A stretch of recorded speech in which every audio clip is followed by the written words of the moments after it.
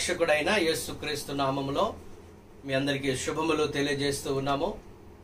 Christ covenant church సంఘ సభ్యులకు అలాగే ఈ ఆరాధన కార్యక్రమాన్ని వీక్షిస్తున్న ప్రతి ఒక్కరికి ప్రభువును రక్షకుడైన యేసుక్రీస్తు నామములో శుభములు కలుగునుగాక.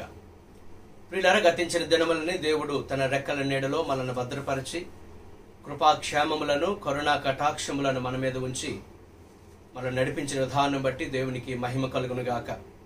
మరి ప్రపంచమంతా కూడా చాలా అల్లకల్లోల పరిస్థితుల్లో, భయానకమైన పరిస్థితుల్లో ఉండగా మరి ఎంతో మంది ఈ యొక్క కరోనా వైరస్ వ్యాధికి గురి అయి మరి చికిత్స పొందుతున్న వారు కొంతమంది, మరి అనేక మంది మరణించారు. మరి మరణించిన వారి యొక్క కుటుంబ సభ్యులు మరి ఎంతో బాధలో, దుఃఖంలో, వేదనలో వారు ఉన్నారు. వారందరి కోసం మనము తప్పనిసరిగా ప్రార్థన చేయవలసి ఉంది.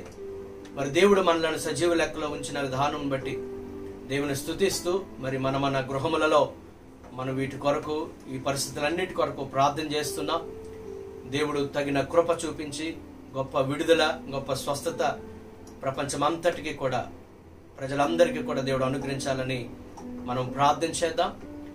మరి ఆదివారపు దినమందు మరి దేవుని మందిరములో మనం కూడుకోలేని పరిస్థితి ఉన్నప్పటికీ ఈ విధముగా మన గృహములలో మనం దేవుని ఆరాధించడానికి, కుటుంబముగా కలిసి దేవుని స్తుతించడానికి దేవుడిచ్చిన శ్రేష్టమైన అవకాశం బట్టి దేవునికి వందనాలు తెలియజేస్తున్నాం. పిల్లరా, ఈ సమయంలో మీరందరూ కూడా మీరున్న చోటున తనల వంచి ప్రార్థనలో ఏకీభవించవలసిందిగా మిమ్మల్ని అందరినీ కోరుతూ ఉన్నాను. దయచేసి ప్రార్థన చేసుకుందాం. దయచేసి తల్ల వంచండి, కళ్ళు మూసుకోనండి. ప్రేమ కలిగిన తండ్రి, కృపగల ప్రభువా, నీ పరిశుద్ధ నామానికి వందనాలు చెల్లిస్తూ ఉన్నాం. నీ సన్నిధిలో నిన్ను మహిమపరుస్తున్నాం, నిన్ను ఘనపరుస్తున్నాం, నిన్ను ఆరాధిస్తున్నాం. మా యొక్క జీవితానికి, మా జీవనానికి ఆధారము నీవే మాకు ఆధారమును, ఆశ్రయమును, దుర్గమునై ఉన్నాం. ఆపత్కాలములో నమ్ముకొనదగిన సహాయకుడవై ఉన్నాం. మేము నీ వైపే చూస్తున్నాము, నీ కృప కొరకే కనిపెట్టుచున్నాం. మీరు మమ్మల్ని దర్శించండి. నేను ప్రపంచ దేశములలో ఈ కరోనా వ్యాధి వలన ఎంతో మంది మరణిస్తూ ఉన్నారు. ఎంతో మంది భయంకరమైన పరిస్థితుల్లో ఉన్నారు. వారందరి కొరకును, వారి కుటుంబముల కొరకును ప్రార్థిస్తూ ఉన్నాం. మీరు కార్యములు జరిగించండి, నీ కృప కుమ్మరించండి ప్రభువా. అలాగే ఈ రీతిగా మా గృహములలో కూడుకొని నిన్ను ఆరాధించుటకు మీరు ఇచ్చిన శ్రేష్టమైన అవకాశం బట్టి నీకు వందనాలు. నీ యొక్క వాక్యం ద్వారా మందరితో మీరు మాట్లాడండి. ఈ ఆరాధన అంతటికి ఆది నుండి అంతము వరకు మీరే అధ్యక్ష వహించి నడిపించండి. సమస్తమైన మహిమ, ఘనత, ప్రభావాలు మీరే పొందుకున్నామని, పరిశుద్ధాత్ముడా నీ వాక్యం ద్వారా మాతో మాట్లాడమని, ఈ పాటల్లో, ఆరాధనలో, వాక్య ధ్యానములో మీరే ఉండి మీరే మహిమ పొందమని కోరుకుంటూ సమస్తమును మీ చేతికి అప్పగించుకుంటూ ఈ కార్యక్రమంను వీక్షిస్తున్న ప్రతి ఒక్కరిని కూడా మీరు దీవించవలసిందిగా నీకు ప్రాధేయపడుతూ యేసు నామమున ఈ ప్రార్థన అడిగి వేడుకొనుచున్నాము మా పరమ తండ్రి, ఆమేన్. ప్రియులారా, ఈ సమయంలో కొన్ని పాటలు పాడుకొని దేవుని నామాన్ని మహిమపరచుదాం. మరి ఆరాధన అందరూ కలిసి చేసిన తర్వాత దేవుని యొక్క వాక్యాన్ని కూడా మనం ధ్యానం చేద్దాం. పిల్లారా, మరి కుటుంబముగా అందరూ దయచేసి మీ గృహంలో కూడుకోనండి. మరి ఇంకా ఎవరైనా ఆరాధనకు ఒకవేళ వచ్చి ఉండకపోతే మీ కుటుంబ సభ్యులందరినీ కూడా పిలవండి. మీ దగ్గర బైబిల్ గ్రంథాన్ని చేత పట్టుకొని అలాగే పాటల పుస్తకం కానీ ఉన్నట్లయితే ఆ పాటల పుస్తకాన్ని కూడా మీ వద్ద ఉంచుకోవలసిందిగా కోరుతూ ఉన్నాను. ఈ సమయంలో ఒక ప్రత్యేకమైన పాట మనం పాడుకుందాం. యేసయ్యా నీ నామములో శక్తి ఉన్నది, అది నాకు అండగా నిలిచి ఉన్నది. ఆదరించే నామం, ఆశీర్వదించే నామం, ఆదుకునే నామం యేసయ్య నామం అనే పాట పాడుకుందాం. ఒకవేళ ఈ పాట రాని వారు మొదటిసారి విని రెండవసారి మీ కుటుంబం అంతటితో కలిసి పాడవలసిందిగా, మాతో పాటు ఏకీభవించి దేవుని ఆరాధించవలసిందిగా కోరుతూ ఉన్నాం.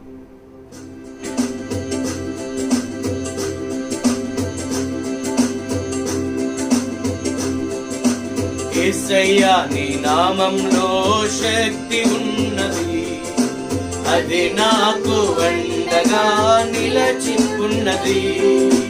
యేసయ్యా నీ నామంలో శక్తి ఉన్నది, అది నాకు అండగా నిలచి ఉన్నది.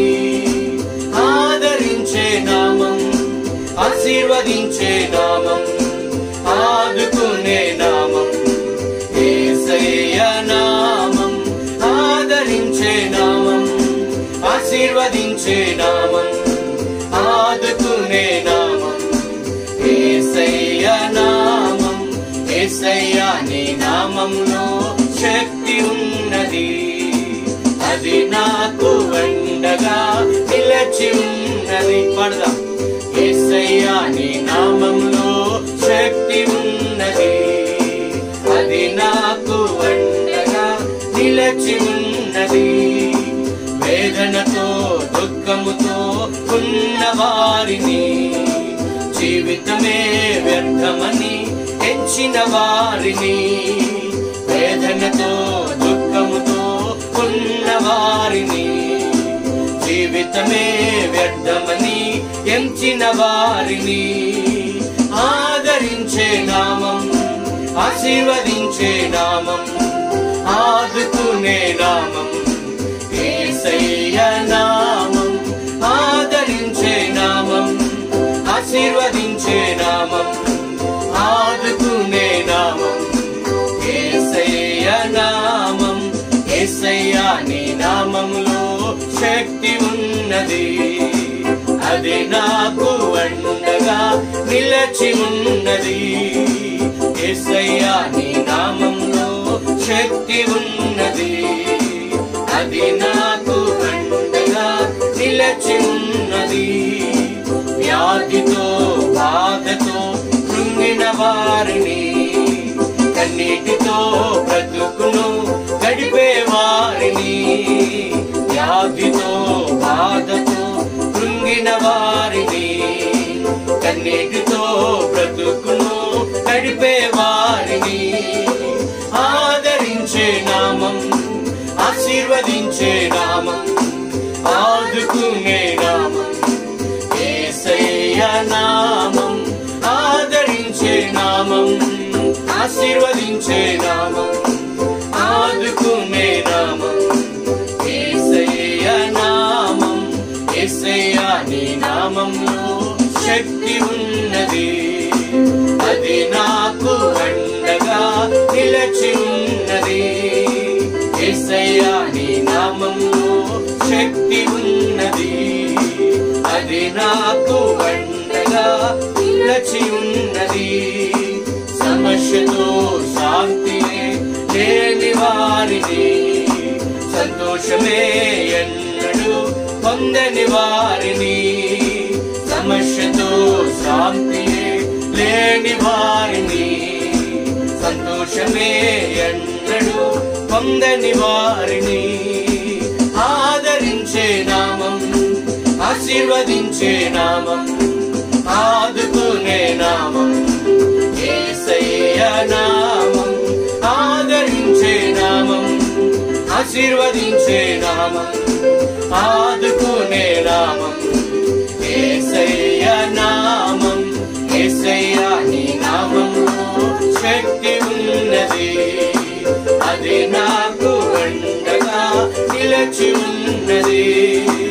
యేసయ్య నీ నామంలో శక్తి ఉన్నది, అది నాకు అండగా నిలచి ఉన్నది. హల్లెలూయా. దేవుని నామానికి మహిమ కలుగును గాక. అవును, యేసు నామము మనలను ఆదరించే నామం, మనలను ఆశీర్వదించే నామం. మరి ఇటువంటి పరిస్థితుల్లో ఉన్న మనలను ఆదుకునే నామం. మరి వేదనలో, దుఃఖములో, బాధలలో, సమస్యలలో, మరి కృంగిన పరిస్థితిలో, కన్నీటిలో ఉన్న వారిని యేసు యొక్క నామము ఆదరిస్తుంది. మరి యేసు నామములో ఉన్న శక్తిని బట్టి మరి ఆ యేసు క్రీస్తు వారిని దేవునిగా కలిగినందుకు మనం దేవుని స్తుతించవలసిన వారు వింటున్నాం, దేవుని ఆరాధించవలసిన వారు వింటున్నాం. ఈ సమయంలో మరి యొక్క పాట మనము పాడుకుందాము. ఒకవేళ క్రైస్ట్ కవెనెంట్ చర్చ్ సంఘం యొక్క పాటల పుస్తకము మీ వద్ద ఉన్నట్లయితే పాటల పుస్తకంలోంచి 217వ పాట, మహోన్నతుడా నీ నీడలో నేను నివసింతును, సర్వశక్తుడా నీ చాటున నేను విశ్రమింతును. మనల్ని కాచి కాపాడి భద్రపరిచిన దేవుని నామాన్ని మనం మహిమపరుస్తూ ఈ పాట పాడుకుందాం. 217వ పాట కలిసి పాడుకుందాం.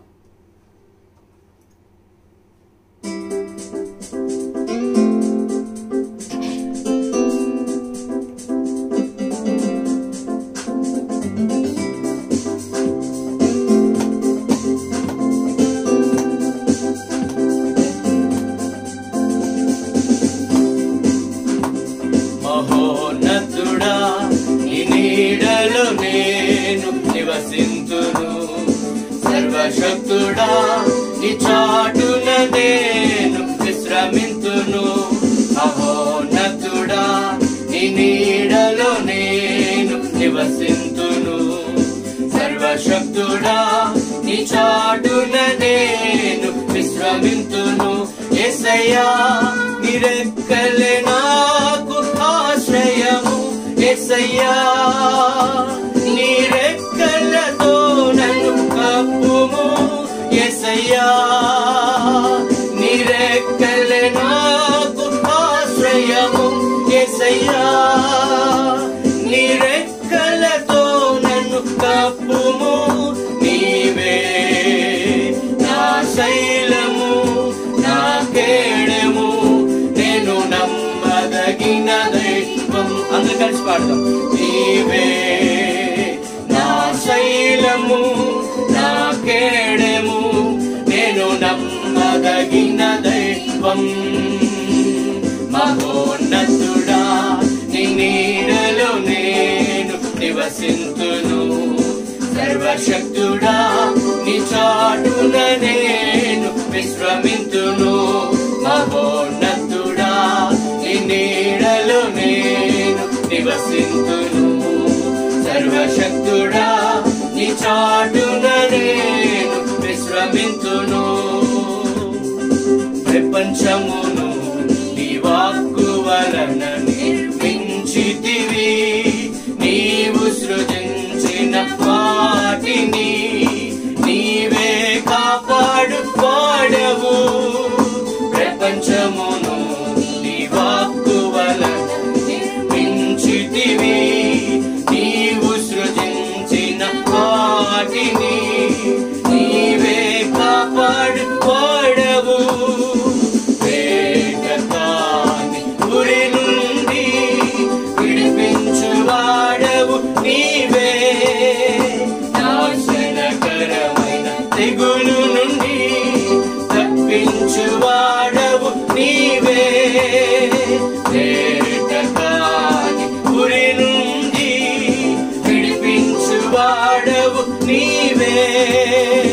నాశనకరమైన తెగులు నుండి తప్పించు వాడవు నీవే. నా రక్షణ శృంగమా, నా ఆశ్రయ దుర్గమా, నా రక్షణ శృంగమా, నా ఆశ్రయ దుర్గమా. యేసయ్యా నీ రెక్కలే నాకు ఆశ్రయము. యేసయ్యా నీ రెక్కలతో నన్ను కప్పుము. యేసయ్యా నీ రెక్కలే నాకు ఆశ్రయము. యేసయ్యా నీ రెక్కలతో నన్ను కప్పుము. నీవే నా శైలము, నా కేడము, నేను నమ్మదగిన దైవం. నీవే నా శైలము, నా కేడము, నేను నమ్మదగిన దైవం. మహోన్నతుడా నీ నీడలో నేను నివసింతును. సర్వశక్తుడా నీ చాటున నేను విశ్రమింతును. మహోన్నతుడా నీ నీడలో నేను నివసింతును. సర్వశక్తుడా నీ చాటున నేను విశ్రమింతును. యేసుని తట్టు నా కన్నులే చున్నాను. నీ వలనే నిత్యము సహాయం కలుగు చున్నది. యేసుని తట్టు నా కన్నులెత్తుచున్నాను. నీ వలనే నిత్యము సహాయం కలుగు చున్నది. ఏ అపాయం రాకుండా నా కుడి ప్రక్కన నిలువుము. నా ప్రాణము నిరంతరం కాపాడువాడవు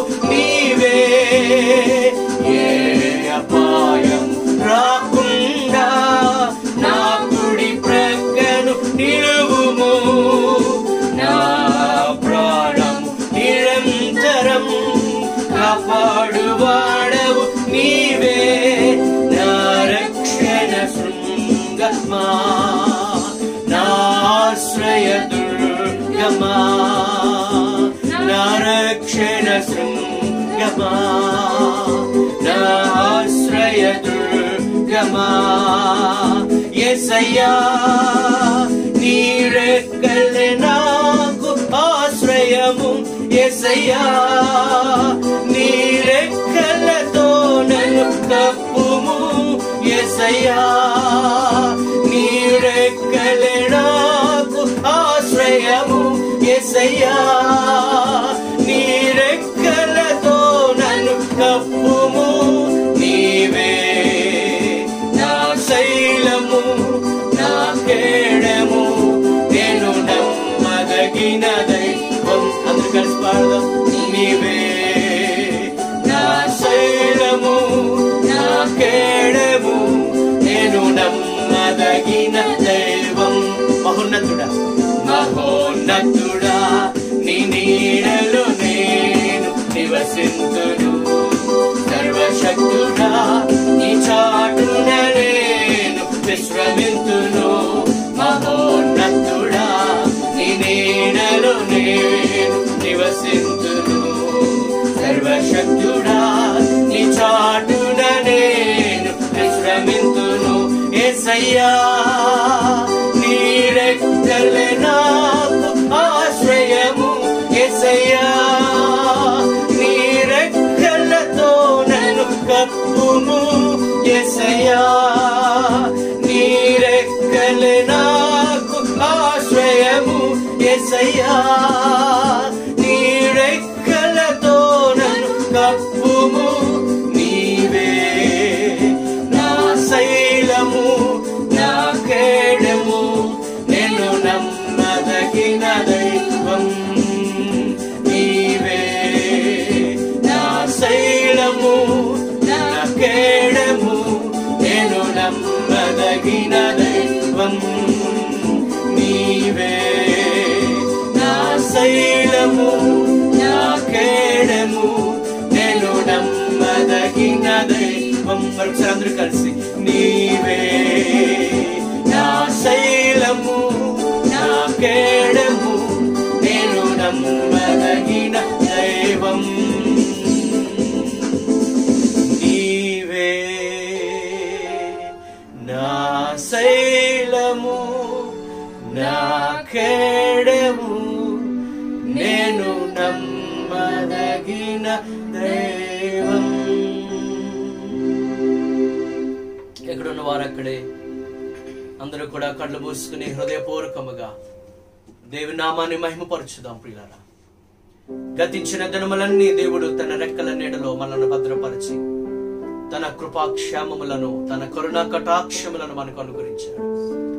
మరి ఆయన నీడలో మనకు భద్రత ఉన్నది, ఆయన నీడలో మనకు క్షేమమున్నది. యెహోవా నామము బలమైన దుర్గము, నీతిమంతులు దానిలోనికి పరిగెత్తి సురక్షితముగా ఉందన్నట్లు గతించిన దినములన్నీ మన సజీవ లెక్కలో ఉంచి సురక్షితంగా ఉంచిన గొప్ప దేవుడు. ఆయన స్తోత్రార్హుడు, ఆయన పూజార్హుడు. ఆయన రెక్కల నీడ మనకు ఆశ్రయము దొరుకుతుంది. ఆయన రెక్కల నీడలో మనకు సమృద్ధి ఉంది, సంతోషం ఉంది, సమాధానం ఉంది. మన హృదయాలను ప్రభువుకు సమర్పించుకొని మరికొద్ది నిమిషాలు హృదయపూర్వకముగా ఆరాధనకు యోగ్యుడైన మన ప్రభువుని మనం ఆయన ఆరాధన చేద్దాం. తన ప్రేమ మనపై చూపించి, తన కనికరం మనపై చూపించి, తన జాలి మనపై చూపించి మరింతవరకు మన జీవితంలో ఎన్నో కార్యాలు ఆయన జరిగించాడు. ఇదిగో ఆయన మన ఎడల చూపిన కృప కొరకే, దేవుడు మనకిచ్చిన స్థితి కొరకే దేవుని నామాన్ని మహిమపరచుదాం. దావీదు భక్తుడు అంటూ ఉన్నాడు, ఇదిగో నేను గొర్రెల దొడ్డిలో గొర్రెల కాపరిగా ఉన్న నన్ను తీసుకుని వచ్చి ఇదిగో నా ప్రభువు ఈ సింహాసనం మీద కూర్చుండబెట్టాడు. ఆయన ఇంతగా నన్ను హెచ్చించుటకు నేను ఆ పాటి వాడను. ఆయన కృప, ఆయన ఉచితమైన కృపయే నన్ను హెచ్చించి. అవును పిల్లారా, ఈ రోజు మనం ఏ స్థితి అయితే కలిగి ఉన్నామో ఆ స్థితి ప్రభు మనకు అనుగ్రహించాడు. ఆయన నామాన్ని మహిమపరచుదాం, ఆయన నామాన్ని మహిమపరచుదాం. హల్లెలూయా, హల్లెలూయా, హల్లెలూయా. థాంక్ యూ లార్డ్, హల్లెలూయా. ఈ సమయంలో అందరూ కూడా ఆరాధన చేద్దాం. పాటల పుస్తకంలోంచి 207వ పాట, ఆరాధనకు యోగ్యుడా నిత్యము స్తుతించేదన్న పాట పాడుకుని దేవుని నామాన్ని మహిమపరచుదాం.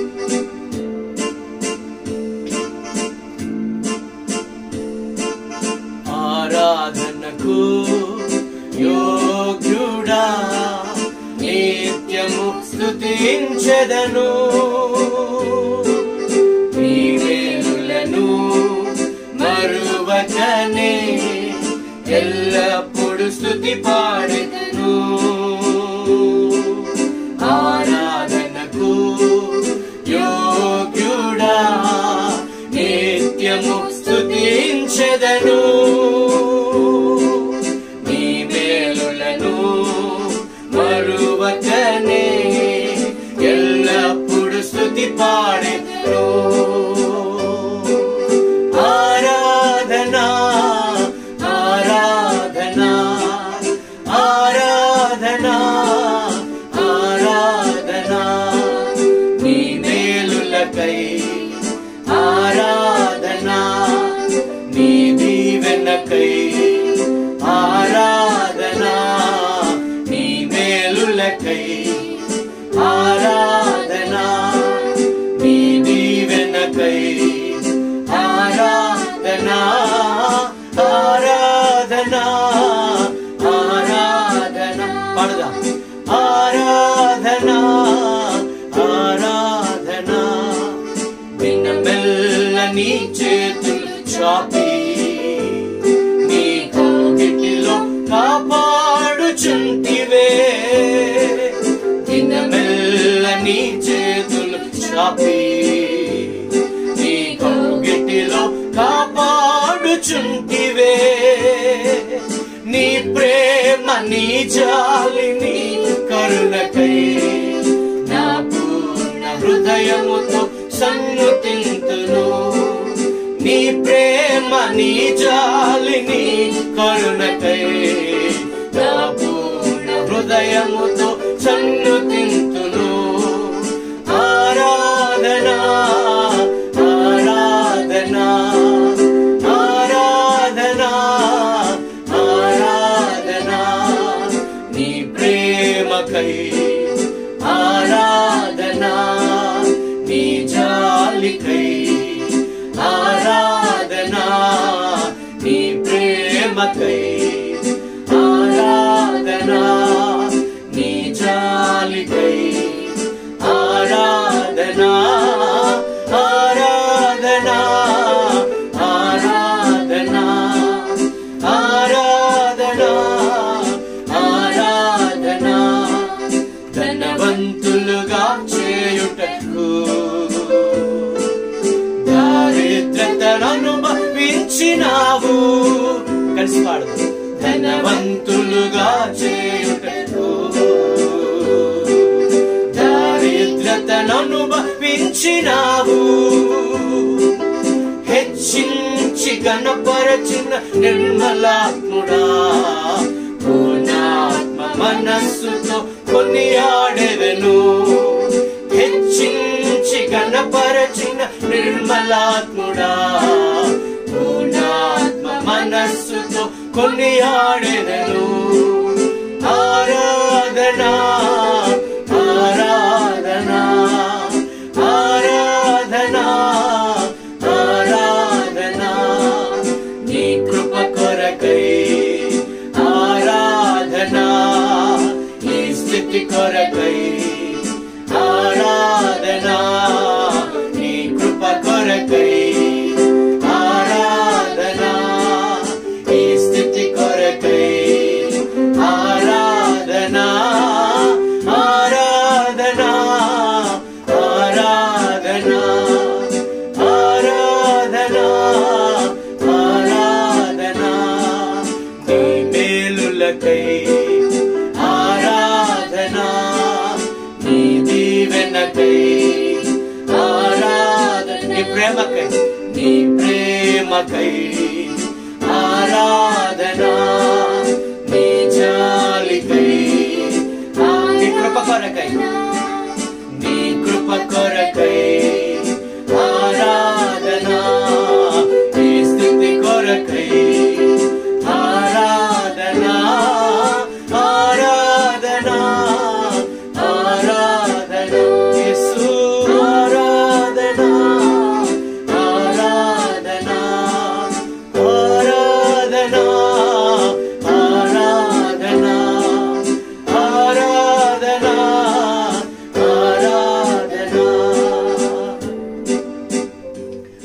తండ్రి నీ ప్రేమకై నీకు వందనాలయ్యా.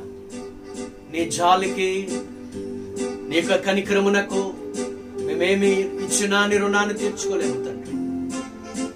ఓ నీ ప్రేమ గొప్పది, నీ ప్రేమ శాశ్వతమైనది తండ్రి. మనుషులు విడిచినా మరిచినా నువ్వు విడువని మరువని గొప్ప దేవుడవు నీకు వందనాలు. నిన్ను విడువను ఎడబాయినని వాగ్దానము చేసిన గొప్పవాడవు ప్రభువా. నిన్ను శాశ్వతమైన ప్రేమతో నిన్ను ప్రేమించున్నాను, విడువకని ఎడల కృప చూపుచున్నానని వాగ్దానము చేసిన నమ్మదగిన దేవుడవు తండ్రి.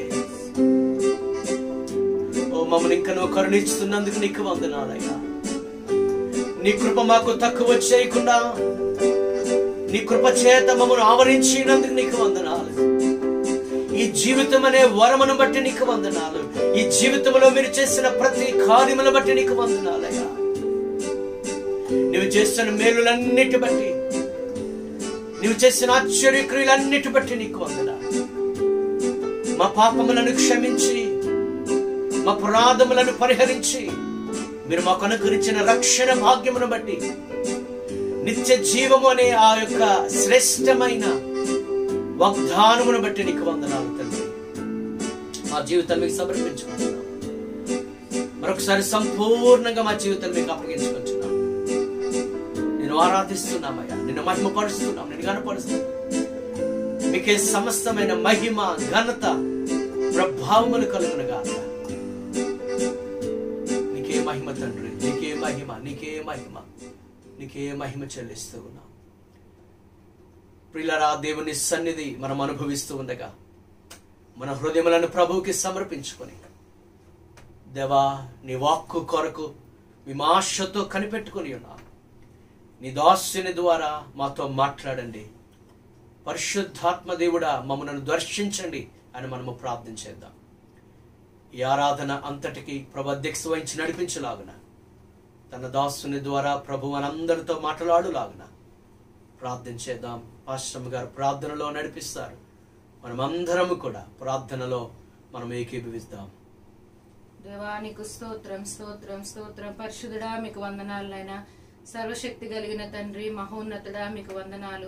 మా గొప్ప దేవుడా నీకు స్తోత్రాలు నాయనా. నా తండ్రి, ఇదిగో ఈ ఉదయకాల సమయంలో నైనా నీ బిడ్డలముగా మేమందరము కూడి ప్రభా నైనా నీ సన్నిధిలో నైనా నీ నామాన్ని ఘనపరచడానికి, నైనా నిన్ను ఆరాధించడానికి ప్రభా, నీ నామాన్ని మేము హెచ్చించడానికి మీరు మాకు ఇచ్చిన గొప్ప భాగ్యాన్ని బట్టి నేను మీకు వందనాలు చెల్లిస్తున్నాము తండ్రి. నేను ఇంతవరకు మా జీవితాల్లో మీరు చేసిన ప్రతి కార్యమును బట్టి ప్రభా నైనా నీ సన్నిధిలో ప్రభా నైనా మేము కృతజ్ఞతతో ప్రభా నైనా నీకు వందనాలు చెల్లిస్తున్నాం నాయన, నిన్ను స్తుతిస్తున్నాము తండ్రి. నీకు వందనాలు ప్రభా. నైనా మీరు ఇచ్చిన జీవితం అనే వరమును బట్టి నీకు వందనాలు ప్రభా. నా తండ్రి, మా జీవిత కాలం అంతయు ప్రభా నైనా నిన్ను స్తుతించాలని, నిన్ను ఆరాధించాలని, నిన్నే సేవించాలని ప్రభా మా జీవితాలను ప్రభా నైనా నీకు సమర్పించుకుంటున్నాము తండ్రి. నీకు స్తోత్రాలు ప్రభా. నేను ఇంతవరకు పాటల్లో మీరున్నారు, మీకు వందనాలు. నేను ఆరాధనను ప్రభా మీరు అంగీకరించి ఉన్నారని మేము నమ్ముచున్నాము తండ్రి. నీకు స్తోత్రాలు ప్రభా. నేను ఈ సమయంలో నా తండ్రి నైనా మమ్ములను ప్రభా నైనా మీరు దర్శించమని అడుగుచున్నాము తండ్రి. నేను ఎంతమంది బిడ్డలైతే ప్రభా నా తండ్రి ఈ యొక్క వీడియో ద్వారా ప్రభా నేను ఈ యొక్క ఆరాధనలో పాలు పంపులు పొంది ఉన్నారో నా తండ్రి, ఏ ఏ ప్రదేశముల నుంచి, ఏ ఏ గృహముల నుంచి ప్రభా నన్ను వీక్షిస్తూ ఉన్నారో ప్రభా, నేను మా సంఘ బిడ్డలను, వారి కుటుంబాలను ప్రభా, మా కుటుంబ సభ్యుల యొక్క కుటుంబాలను ప్రభా నన్ను మీరు జ్ఞాపకం చేసుకోమని అడుగుచున్నాం. నేను మా అందరిపై నాయన నీ దృష్టి నిలపమని నీ సన్నిధిలో బ్రతిమాలుకుంటున్నాము తండ్రి. నీకు స్తోత్రాలు ప్రభా. నేను మేము ఏ స్థితిలో ఉన్నాం ఆ స్థితిలోనే నీ వద్దకు వచ్చి మొరపెట్టుకుంటున్నాము తండ్రి. నేను మా యొక్క పరిస్థితులన్నింటినీ నీ చేతులకు అప్పగిస్తున్నాము తండ్రి. నీకు స్తోత్రాలు ప్రభా.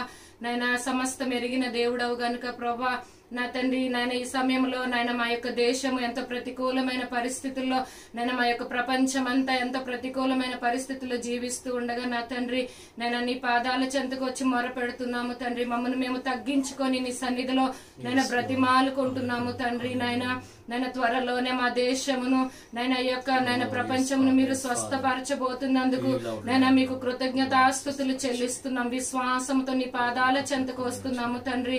నాయన నీకు వందనాలు ప్రభా, నీకు స్తోత్రాలు నాయన. ఈ సమయంలో నా తండ్రి నీ దాసుని ప్రభా నైనా మీరు నిలవబెట్టుకొని ప్రభా నైనా నీ దాసుని ద్వారా అందరితో నైనా మీరు మాట్లాడమని అడుగుచున్నాము తండ్రి. నైనా నీ వాక్యము ద్వారా మా హృదయములను మా ఆత్మీయ జీవితములను ప్రభా మీరు తృప్తిపరచమని బలపరచమని నీ సన్నిధిలో నైనా ప్రార్థిస్తున్నాము తండ్రి. నీకు వందనాలు ప్రభా. ఇంతవరకు నైనా మొదటి నుంచి ఇప్పటి వరకు మీరు మా మధ్య ఉండి నడిపించినందుకు మీకు వందనాలు నైనా. ఆఖరి వరకు నైనా నీ సన్నిధి మా మధ్య ఉంచి మీరు నడిపించమని ఈ ఆరాధన అంతటిని నైనా నీకే సమర్పించుకుంటూ యేసు పరిశుద్ధ నామమున ఈ ప్రార్థన అడిగి వేడుకొనుచున్నాను మా పరమ తండ్రి. ఆమేన్. ఆమేన్.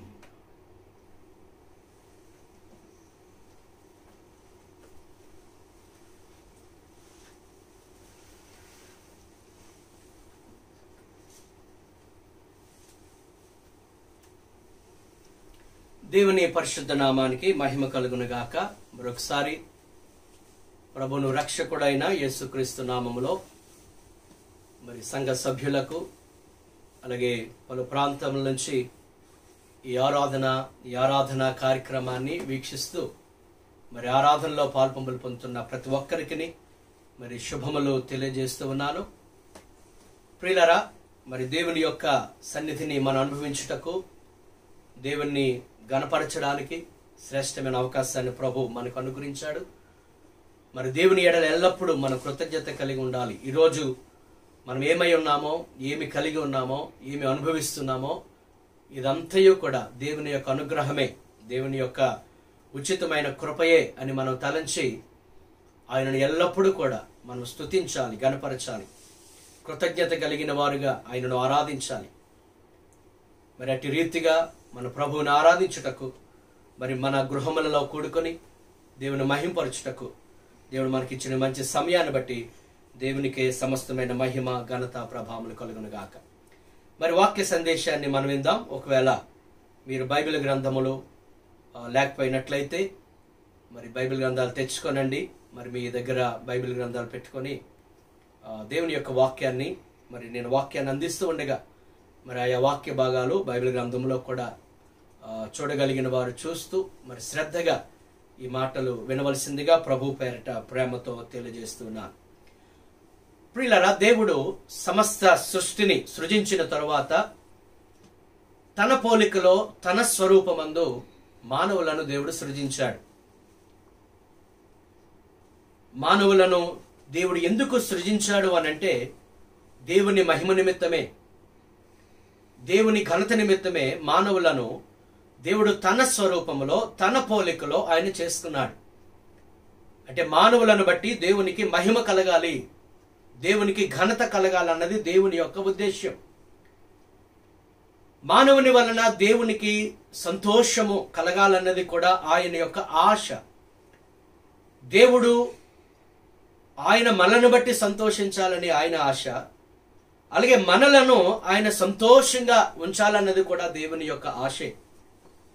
అందుకే ఆదాము అవ్వలను దేవుడు సృజించిన తర్వాత వారితో సెలవిచ్చిన మాట ఏంటంటే, మీరు ఫలించి అభివృద్ధి పొందండి అని దేవుడు వారిని ఆశీర్వదించాడు.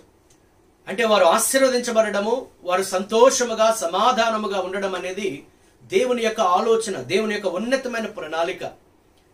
అందుకే వారికి ఏ లోటు ఉండకూడదనే వారు ఈ భూమి మీద సృజింపబడడానికి ముందుగానే వారికి అవసరమైన సమస్తమైన వాటిని కూడా ఆయన వాటిని సృజించి వారికి అప్పగించాడు పిల్లలు.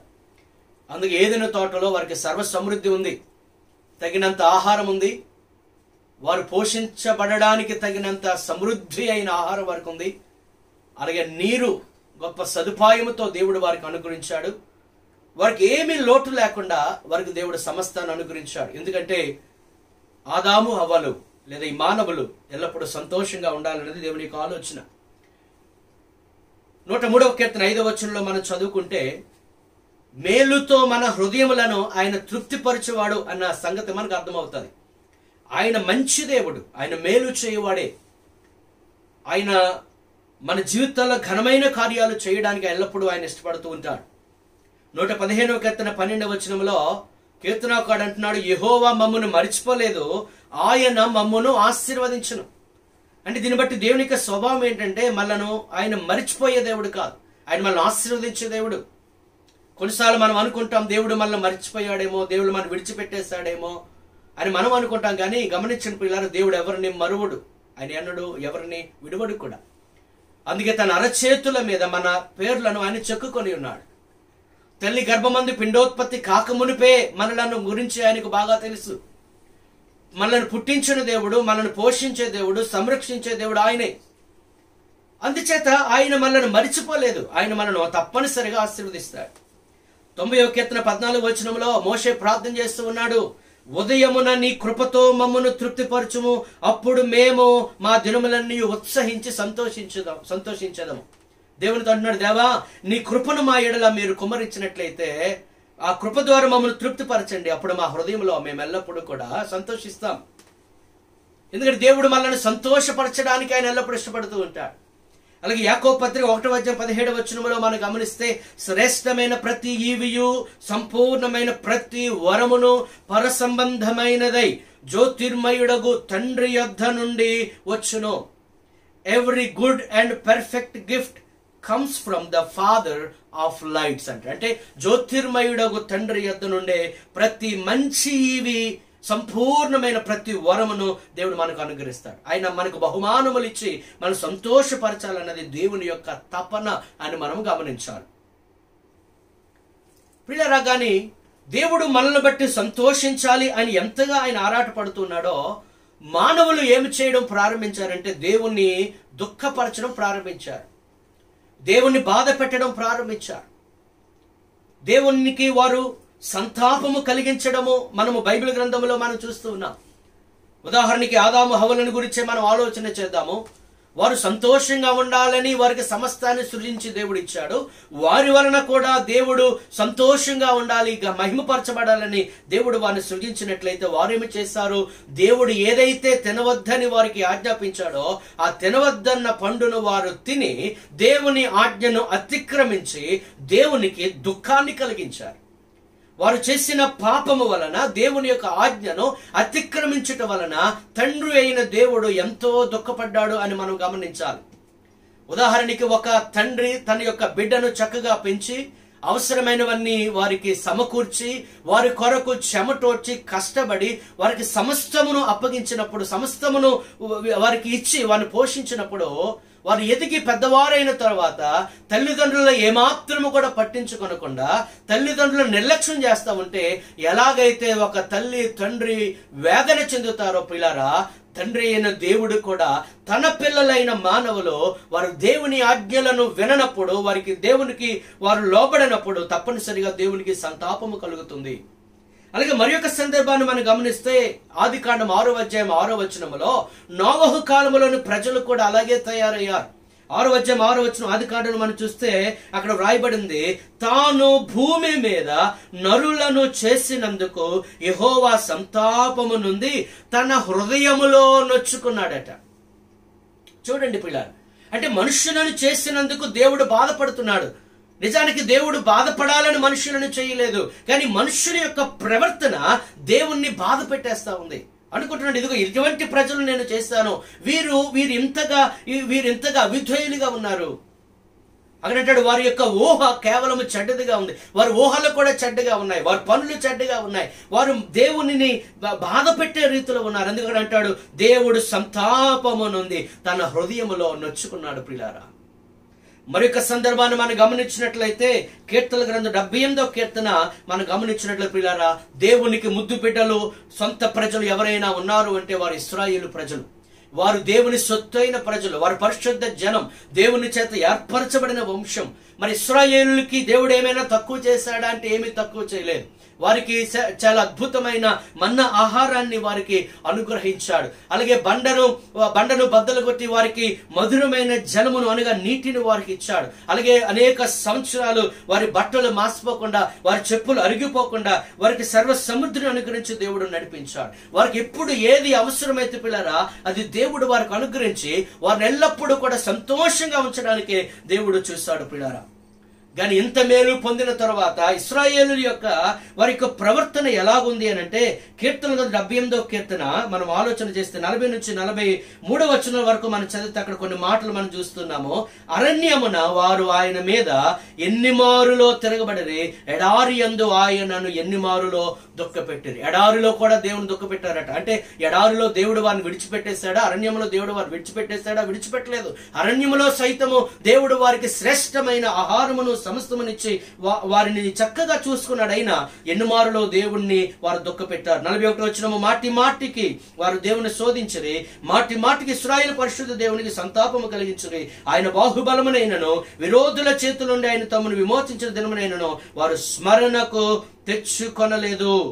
43వ వచనం, ఐగుప్తులో తన సూచక్రియలను సోయను క్షేత్రములు తన అద్భుతములను ఆయన చూపిన దినమును వారు జ్ఞప్తికి తెచ్చుకొనలేదు. పిల్లలు, దేవుడు ఎన్ని కార్యాలు చేస్తే దేవుడు చేసిన కార్యాలు వారు జ్ఞాపకం తెచ్చుకోలేదు. దేవుని కూడా జ్ఞాపకం తెచ్చుకోక దేవుణ్ణి పదే పదే మాటి మాటికి కూడా వారు దుఃఖ పెట్టినట్లు మనం చూస్తున్నాం. పిల్లరా, మరి ఈ రోజు దేవుని ప్రజలు ఎవరు అంటే, యేసు క్రీస్తు రక్తమందు కడుగబడి పవిత్రపరచబడి పరిశుద్ధపరచబడి దేవుని సొత్తైన ప్రజలుగా పిలువబడుతున్న మనమే. మరి ఇశ్రాయేలీయులు దేవుని ఎంతగానో దుఃఖపెట్టారో, మరి యేసు రక్తమందు కడుగబడి దేవుని ప్రజలుగా పిలువబడుతున్న మనము ప్రియులారా వారి వలె ఉండక మనం ఎల్లప్పుడూ కూడా దేవుణ్ణి సంతోషపెట్టువారముగా ఉండాలి. అది దేవుని యొక్క ఆశ. ఒక తండ్రిగా దేవుని యొక్క పిల్లలముగా మనము ఆయనను ఎల్లప్పుడూ కూడా సంతోషపెట్టాలి. ఆయన దుఃఖపెట్టువారముగా కాక ఆయనను సంతోషపెట్టువారుగా ఉండాలని దేవుడు కోరుతూ ఉన్నాడు. పిల్లలు, ఇంకా లేఖనాలు మనం గమనిస్తే యేసుక్రీస్తు వారు ఆయన దేవునికి అద్వితీయ కుమారుడు. యేసుక్రీస్తు వారు యోర్దాను నదిలో బాప్తిస్మిచ్చి యోహాను ద్వారా ఆయన బాప్తిసం పొంది ఒడ్డుకు వచ్చినప్పుడు పిల్లలు పరలోకములో నుండి ఒక స్వరము వినబడుతుంది. ఏంటి ఆ స్వరము అంటే, ఈయనే నా ప్రియ కుమారుడు, ఈయన యందు నేను ఆనందించుచున్నాను. ఎవరి యందు? తన కుమారుడైన యేసుక్రీస్తునందు తండ్రి అయిన దేవుడు ఆనందిస్తూ ఉన్నాడు.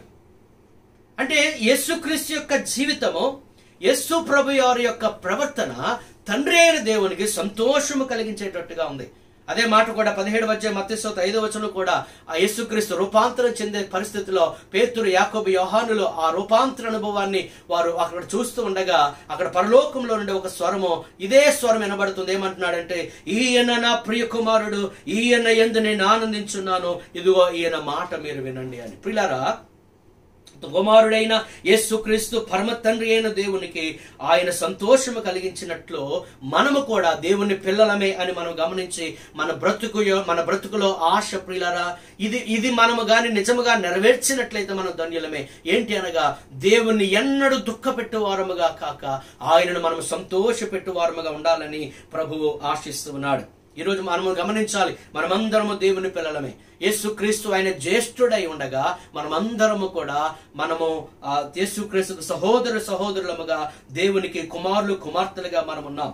యోహాను సువార్త 1:12 మనం చదువుతున్నాము, తన్ను అనగా యేసుక్రీస్తు వారిని ఎందరు అంగీకరించరో తన నామమునందు విశ్వాసం ఉంచిన వారికి దేవుని పిల్లలగుటకు ఆయన అధికారం ఇచ్చాడు. ఎవరైతే యేసుక్రీస్తుని విశ్వాసం ఉంచారో, ఎవరిని యేసుక్రీస్తుని తమ హృదయాల్లో చేర్చుకున్నారో, యేసు ద్వారా పాప క్షమాపణను విశ్వసించారో వారందరూ కూడా దేవునికి పిల్లలు. రోమిలకు రాసిన పత్రిక 8:17 అంటాడు, అబ్బా తండ్రి అని మొరపెట్టుకునే భాగ్యాన్ని దేవుడు మనకు అనుగ్రహించాడు. 8వ అధ్యాయం 16వ వచనం రోమిలకు రాసిన పత్రికలో మనం చదువుతున్నాం, మనము దేవుని పిల్లలమని ఆత్మ తానే మన ఆత్మతో కూడా సాక్ష్యం ఇచ్చున్నాడు. పిల్లలు, వీటన్నిటి బట్టి మనకు అర్థమవుతుంది మనమందరము దేవుని పిల్లలం.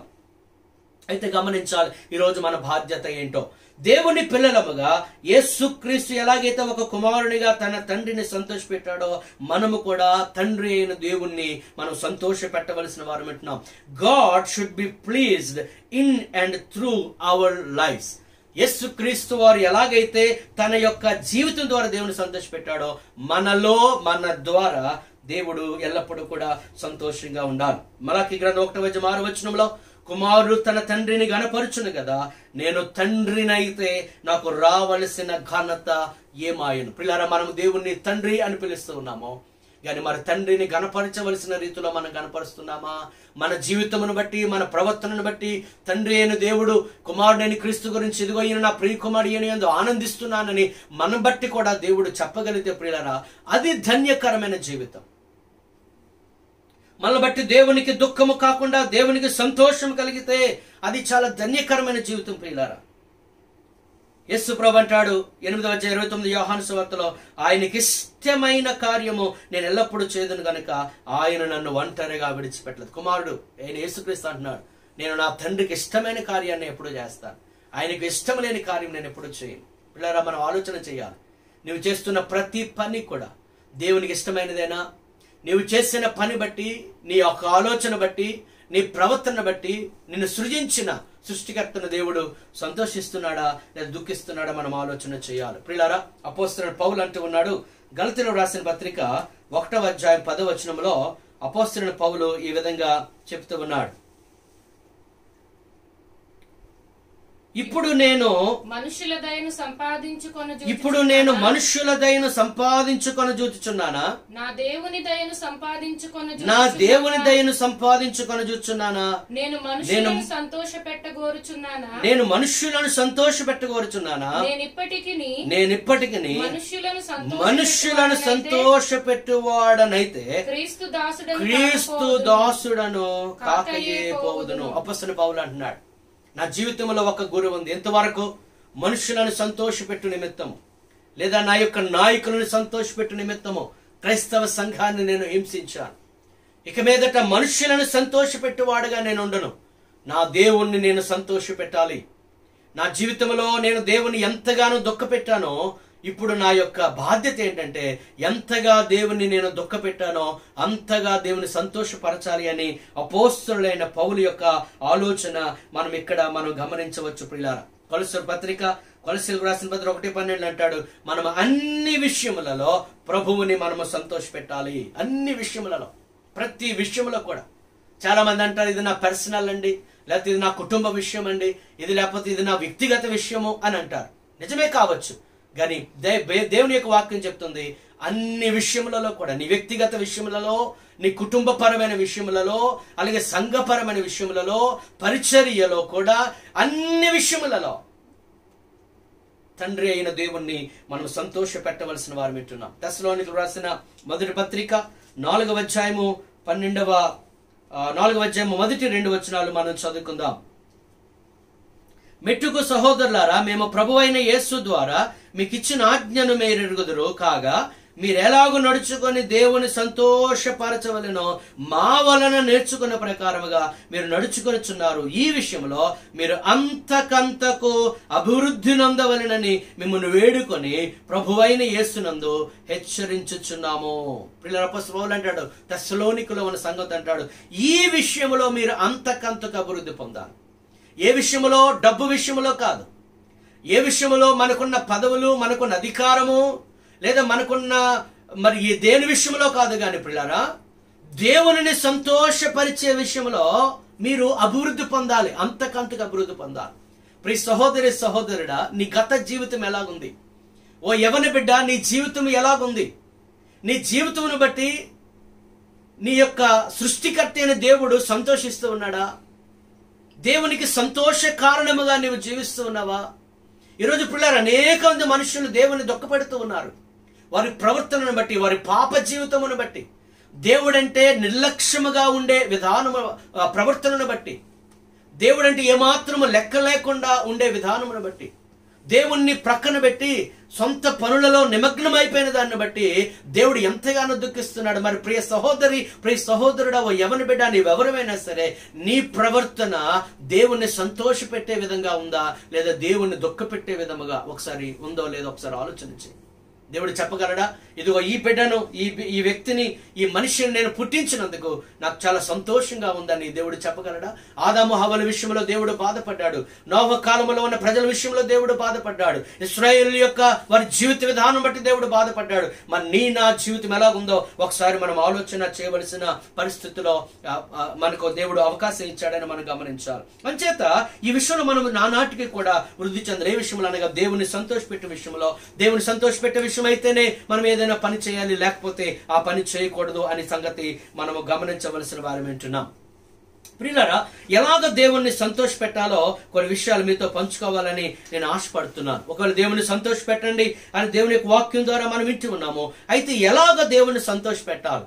దేవుడు మన ద్వారా ప్లీజ్ చేయబడాలి, దేవుడు మన ద్వారా సంతోషము ఆయన పొందాలి అని అంటే మనం ఏమేమి చేయాలో కొన్ని విషయాలు బైబిల్ గ్రంథంలో నుంచి మనం ఆలోచన చేద్దాం. మనం ఏమి చేస్తే మనం ఎలాగుంటే ఆయన సంతోష పెట్టగలం. పిల్లరా, నీ తండ్రిని పెట్టు నిమిత్తమో నువ్వు కొన్ని పనులు నీ తండ్రి కొరకు చేసి ఉండొచ్చు. నీ తల్లిని సంతోష పెట్టాలని తల్లి కొరకు నువ్వు కొన్ని కార్యాలు చేసి ఉండొచ్చు. మీ పిల్లలను మీరు సంతోష పెట్టాలని, వారు హాయిగా బ్రతకాలని వారి కొరకు కొన్ని పనులు మీరు చేసి ఉండొచ్చు. నీ భర్తను నువ్వు సంతోష పెట్టాలని, లేదా నీ భార్యను నువ్వు సంతోష పెట్టాలని వారికి కొన్ని పనులు చేసి వారు సంతోష పెట్టాలని నువ్వు ఎలాగైతే ఆరాటపడుతున్నావు పిల్లరా, మనందరిని సృజించిన సృష్టికర్త అయిన దేవుణ్ణి కూడా మనం సంతోష పెట్టవలసిన బాధ్యత మన మీద ఉంది అని మనం గమనించాలి.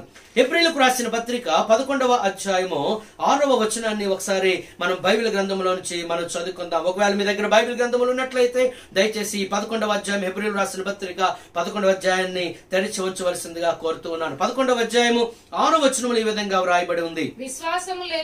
విశ్వాసము లేకుండా దేవునికి ఇష్టుడై ఉండుట అసాధ్యము. దేవుని యొద్దకు వచ్చేవాడు ఆయన ఉన్నాడనియు తన్ను వెదకు వారికి ఫలము దయచేవాడనియు నమ్మవలెను కదా. పిల్లల, నెంబర్ 1, మొదటిగా దేవుణ్ణి మనం సంతోష పెట్టాలి అంటే మనకు ఉండవలసిన శ్రేష్టమైన లక్షణం ఏంటంటే విశ్వాసం. విశ్వాసం లేకుండా దేవునికి మనం ఇష్టులై ఉండుట అసాధ్యం. దేవుణ్ణి మనం సంతోష పెట్టాలంటే ఈ విశ్వాసం అనేది మనలో అవసరం. విశ్వాసం లేకుండా దేవుణ్ణి మనం సంతోష పెట్టలేం. ఈ 11వ అధ్యాయం అంతా మనం గమనిస్తే అనేక మంది విశ్వాస వీరుల గురించి అక్కడ మనం చదువుతూ ఉన్నాం. 11వ అధ్యాయము అయిపోయిన తర్వాత 12వ అధ్యాయం 1వ వచనం అంటాడు, ఇంత గొప్ప సాక్షి సమూహము మేఘము వలె మనను ఆవరించింది అంటాడు. వీరందరూ కూడా ఎవరనగా ఒక సాక్షుల సమూహం. ఇది విశ్వాస వీరులు. వారు అంత స్తోమత లేని వారైనా, అంత జ్ఞానవంతులు కాకపోయినా, అంత బలము కలిగిన వారు కాకపోయినా వారిని దేవుడు వాడుకున్నారు. కారణం ఏంటంటే వారిలో ఉన్న విశ్వాసమే. విశ్వాసమును బట్టి దేవుని కొరకు ఘనమైన కార్యాలు వారు జరిగించారు. ఇంకా మనం గమనించినట్లయితే పిల్లరా, 2వ వచనం అంటాడు, దానిని బట్టి 11వ అధ్యాయం 2వ వచనము, దానిని బట్టి అనగా దేన్ని బట్టి అనగా విశ్వాసమును బట్టి పెద్దలు మన పూర్వీకులైన వారు కొందరు సాక్ష్యము పొందారు. 11వ అధ్యాయం 5వ వచనమును గమనిస్తే హనోకు గురించి అక్కడ రాయబడింది, విశ్వాసమును బట్టి హనోకు మరణము చూడకుండానట్లు కొనుపోబడెను, అతడు కొనుపోబడక మునుపు దేవునికి ఇష్టుడై ఉండెనని సాక్ష్యము పొందెను కాగా దేవుడు అతన్ని కొనిపోయిన కనుక అతడు కనబడలేదు. గమనించాలి, హనోకు కొనుపోబడక ముందు దేవునికి ఇష్టుడై ఉండెను అని సాక్ష్యం పొందాడు. మరి నీ గురించి నా గురించి దేవుడు ఎటువంటి సాక్ష్యం ఇస్తాడు? మనము దేవునికి ఇష్టలుగా జీవిస్తున్నామా? హనోకు ఎలాగైతే కొనుపోబడ్డాడో ఒకరోజు రాబోతుంది మనం అందరము కూడా పరలోక రాజ్యానికి వెళ్ళవలసి ఉంది. అయితే ఆ పరలోక రాజ్యానికి చేరడానికి ముందే ఈ భూమి మీద మనము సాక్ష్యం పొందుకోవాలి. ఏమని అనగా మన వలన దేవునికి ఎంతో సంతోషము కలిగిందని. ఇంకా 11వ అధ్యాయంలో మనం 33 నుంచి 39 వచనాల వరకు చూస్తే విశ్వాసం వలన వారు ఎలాగ కార్యాలు జరిగించారో అక్కడ మనము చూస్తూ ఉన్నాం. ప్రియులారా, ఈ రోజు మన విశ్వాసమును బట్టే దేవుడు సంతోషించాలని దేవుడు కోరుకుంటూ ఉన్నాడు. 11వ అధ్యాయం 1వ వచనము గమనిస్తే విశ్వాసం గురించి అక్కడ నిర్వచనం ఉంది. విశ్వాసమునున్నది నిరీక్షింపబడు వాటి యొక్క నిజ స్వరూపమును అదృశ్యమైనవి ఉన్న వరుటకును రుజువునై ఉన్నది. అంచేత విశ్వాసం అంటే ఏంటి? మనం దేని కొరకు నిరీక్షిస్తున్నామో అది ఉన్నది అని మనం నమ్మడమే విశ్వాసం. ప్రియులారా, ప్రస్తుత పరిస్థితుల్లో మనకు విశ్వాసం ఎంతో అవసరం. విశ్వాసం లేకుండా ఈ భూమి మీద మనం బ్రతకలేం. ఈరోజు మనం ఈ విధంగా ఉన్నామంటే మనకు దేవుని మీద ఉన్న నమ్మకమే. మరి ఆ నమ్మకము ఎల్లప్పుడూ కూడా మనం కొనసాగించాలి. బైబిల్ చెప్తున్న అంత్య దినముల్లో మనుషులు అటు విశ్వాసభ్రష్టులు అయిపోతారట. మనుషులు విశ్వాస విహీనులైపోయి విశ్వాసాన్ని కోల్పోతారని దేవుని యొక్క వాక్యం సెలవిస్తా ఉంది. మరి మన విశ్వాసము కోల్పోయిన వారిగా ఉండకుండా విశ్వాసాన్ని మనము ఎల్లప్పుడూ కూడా దాన్ని మనము కాపాడుకొనవలసిన పరిస్థితి మనం గమనించవలసిన వారు వింటున్నాం. పిల్లరా, మన విశ్వాసాన్ని బట్టి ప్రభు మెచ్చుకోవాలి. ఒక మత్తయి 8వ అధ్యాయంలో చూస్తే ఒక శతాధిపతి యేసయ్య యొద్దకు వచ్చాడు. ఎందుకు అనగా తన దాసుడు పక్షవాతపు రోగముతో బాధపడుతూ ఉన్నాడు. ఆ దాసుడు స్వస్థపరచబడాలని యేసు యొద్దకు శతాధిపతి వచ్చాడు. అంటున్నాడు, అయ్యా, నీవు మా ఇంటికి రావాల్సిన అవసరం లేదు, కానీ నీవు ఇక్కడ ఉండి ఒక మాట సెలవిస్తే చాలు, నా దాసుడు అక్కడ స్వస్థపరచబడతాడు. ఎంత విశ్వాసమో శతాధిపతికి. అక్కడ మరి గమనిస్తే మత్తయి 8వ అధ్యాయం 10వ వచనములో మనం చూస్తే ఈ విధంగా రాయబడి యేసు ఈ మాట విని యేసు ఈ మాట విని ఆశ్చర్యపడి వెంట వచ్చుచున్న వారిని చూచి ఇశ్రాయేలులో ఎవనికైనాను నేను ఇంత విశ్వాసం ఉన్నట్లు చూడలేదని నిశ్చయముగా మీతో చెప్తూ ప్రియులారా, శతాధిపతి యొక్క విశ్వాసం బట్టి ప్రభు ఆశ్చర్యపోయాడు. అంటే ప్రభు ఆశ్చర్యపోయేటంత విశ్వాసం అతనికి ఉంది. కనాను స్త్రీ యేసయ్యను బ్రతుములాడుతుంది. ఆమె విశ్వాసమును బట్టి కూడా ప్రభు ఆశ్చర్యపోయాడు. 12 సంవత్సరాల నుంచి రక్తస్రావ రోగం కలిగిన స్త్రీ యేసు క్రీస్తు వారిని ఆయన మీద ఉన్న గొప్ప విశ్వాసముతో ఆయన వస్త్రపు చెంగు ముట్టిన వెంటనే 12 సంవత్సరాల నుంచి ఉన్న రక్తస్రావము కట్టినట్లు మనం చూస్తూ ఉన్నాం. పిల్లరా, పాత నిబంధన గ్రంథములు కూడా అబ్రహాం ఇషారాలు వారి విశ్వాసమునకు నిరీక్షణకు ఆధారము లేనప్పుడు కూడా దేవుని మీద వారు విశ్వాసం ఉంచారు. పిల్లరా, ప్రస్తుత పరిస్థితులు అలాగున్నాయి. మనం బ్రతుకుతామన్న గ్యారంటీ లేని రోజుల్లో మనం ఉంటున్నాం. ఏ రీతిగా ఈ వ్యాధి మనల్ని సోకుతాదో, ఏమేమవుతుందో అని భయంకరమైన భయానకమైన పరిస్థితుల్లో ఉన్నాం. నిరీక్షణకు ఆధారం లేని పరిస్థితుల్లో కూడా అబ్రహాము షారాడు విశ్వాసం వచ్చినట్లు మరి నీ పరిస్థితి ఎలాగుంది? అన్ని ద్వారాలు మూసివేయబడినట్టు నీకు అనిపిస్తుందా? మరలా నీవు తిరిగి నీ జీవితాన్ని మరలా కట్టుకోలేవని అనిపిస్తూ ఉందా? మరి నీ కుటుంబాన్ని ఎలా పోషించుకోవాలో, నీ జీవితాన్ని ఎలా గడపాలో, మరి నీ భవిష్యత్తు ఎలాగా ఉంటుందో అని నువ్వు ఆందోళన చెందుతూ ఉన్నావా? ప్రియ సహోదరుడా, నీ పరిస్థితి ఎలాగున్నా నీలో నాలో ఉన్న విశ్వాసం ద్వారా ఘనమైన కార్యాలు మన జీవితంలో మనం చూడగలం. అట్టి విశ్వాసాన్ని మనం కలిగి ఉందాం. నీలో ఉన్న విశ్వాసం బట్టి దేవునికి ఎంతో మహిమ, దేవుడు ఎంతో సంతోషిస్తూ ఉంటాడు. పిల్లరా, మన భవిష్యత్తు ఒక అగమ్య గోచరంగా ఉండొచ్చు. అదే ఒక భక్తుడు అంటాడు, I don't know my future but I know the one who holds my future. నా భవిష్యత్తు ఎలాగుంటుందో నాకు తెలియదు, కానీ నా భవిష్యత్తు ఎవరి చేతిలో ఉందో అది మాత్రం నాకు తెలుసు అంటూ ఉన్నాడు. పిల్లరా, మన భవిష్యత్తు ఎలాగుందో మనకు తెలియదు, కానీ ఒకటి మాత్రం ఖచ్చితమైనది, నా భవిష్యత్తు దేవుని చేతిలో ఉంది. దేవుని చేతిలో మళ్ళా ముందు కనుక మనము నిరీక్షణ లేని వారుగా మనం మాట్లాడవద్దు. నిరీక్షణ కలిగిన ప్రజల వలె మనం మాట్లాడాలి. ఒక భక్తుడు అంటాడు, I'm smiling not because I'm stronger than my problems, I'm smiling because my God is stronger than my problem. నా సమస్యలను నేను నవ్వుతూ ఉన్నాను. ఎందుకు అనంటే నా యొక్క సమస్యల కంటే నేను గొప్పవాడినని కాదు, నా సమస్యల కంటే నా దేవుడు గొప్పవాడు అని మాత్రమే నేను నవ్వుతున్నాను అని ఆ భక్తుడు చెప్తూ ఉన్నాడు. నువ్వెంత సమస్యలో ఉన్నా, నీ ఎదురుగా కొండలాంటి సమస్య ఉన్నా, నీ ఎదురుగా పర్వతము లాంటి సమస్య ఉన్నా, ఆ పర్వతము కంటే కొండ కంటే నీ దేవుడు, నా దేవుడు గొప్ప దేవుడు. ప్రజలందరూ గొలియాతును చూస్తూ ఉన్నారు, కానీ దావీదు మాత్రము గొలియాతు కంటే గొప్ప దేవుడైన ఆ యెహోవా దేవుణ్ణి చూస్తూ ఉన్నాడు. నీ సమస్యను చూసినంత కాలము నువ్వు కృంగిపోతావు, కానీ సమస్య కంటే గొప్పవాడైన దేవుని మీద విశ్వాసం వచ్చినప్పుడు పిల్లరా, విశ్వాసము ద్వారా ఘనమైన కార్యాలు మన జీవితంలో మనం చూస్తాం. మరి నీ విశ్వాసం ఎలాగుంది? ఒకనొక సందర్భంలో తన శిష్యులను చూసి ప్రభు అంటాడు, మీరింకనో నమ్మిక లేక ఉన్నారా? మన జీవితంలో ఎన్నో అద్భుత కార్యాలు దేవుడు చేస్తాడు, అయినా నీవు ప్రభు మీద విశ్వాసాన్ని ఉంచుతున్నావా? ఒకరోజు శిష్యులు రొట్టెలు మర్చిపోయి యేసయ్య వద్దకు వచ్చారు. అప్పుడు యేసు ప్రభు అక్కడ పరిశీలన పులిసిన పిండిని గురించి అక్కడ మాట్లాడుతూ ఉన్నాడు. వీరు రొట్టెను మర్చిపోయామని ఆందోళన వీరు ఉన్నారు. ప్రభు అంటాడు, ఇదిగో జస్ట్ ఇంతకు ముందు 5 రొట్టెలు 2 చేపలు 5,000 మందికి పంచగా 12 గంపలు మిగిలాయని మీరు మర్చిపోయారా?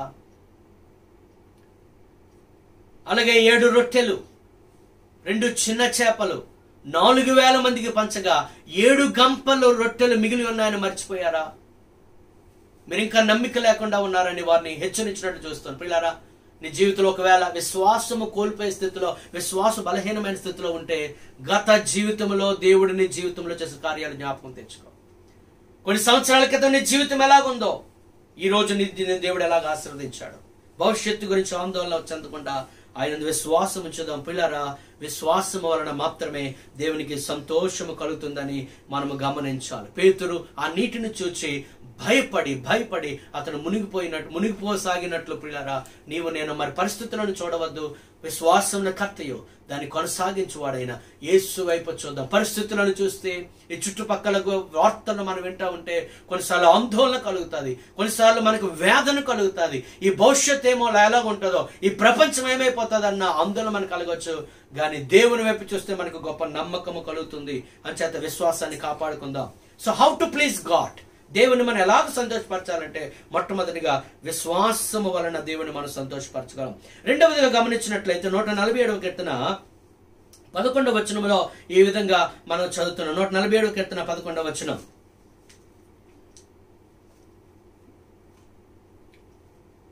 147వ కీర్తన 11వ వచనాన్ని చదువుకుందాం. తన యందు భక్తులు గలవారి యందు, తన యందు భయభక్తులు గలవారి యందు, తన కృప కొరకు కనిపెట్టు వారి యందు యెహోవా ఆనందించువాడై ఉన్నాడు. రెండవది, ఎవరి వలన దేవునికి ఆనందము, దేవునికి సంతోషం అని అంటే పిల్లారా, ఈ భూమి మీద తన యందు భయభక్తులు కలిగిన వారి యందును, అలాగే తన కృప కొరకు కనిపెట్టు వారి యందును దేవుడు ఆనందిస్తాడు.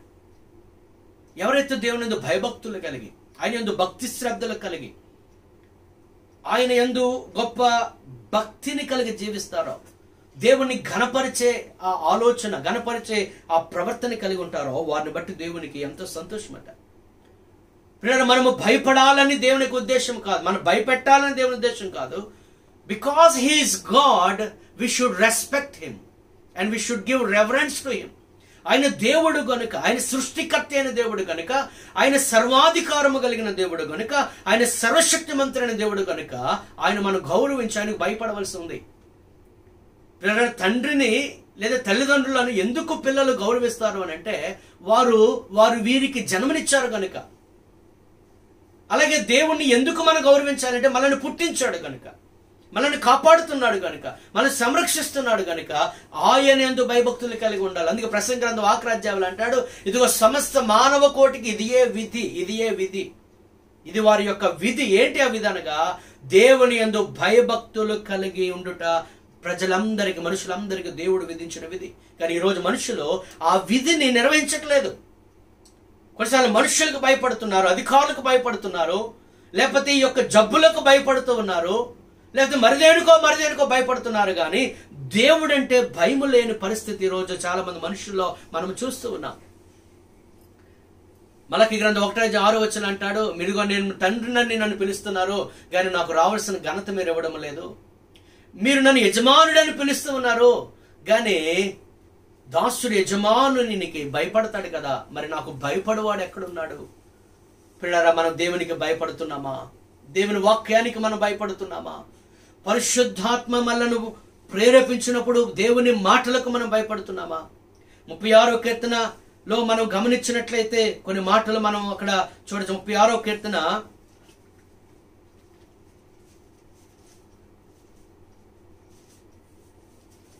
36వ కీర్తన 1వ వచనం మనం గమనిస్తే, భక్తిహీనుల హృదయంలో అతిక్రమము దేవోక్తి వలె పలుకుచున్నది, వారి దృష్టి ఎదుట దేవుని భయము బొత్తిగా లేదు.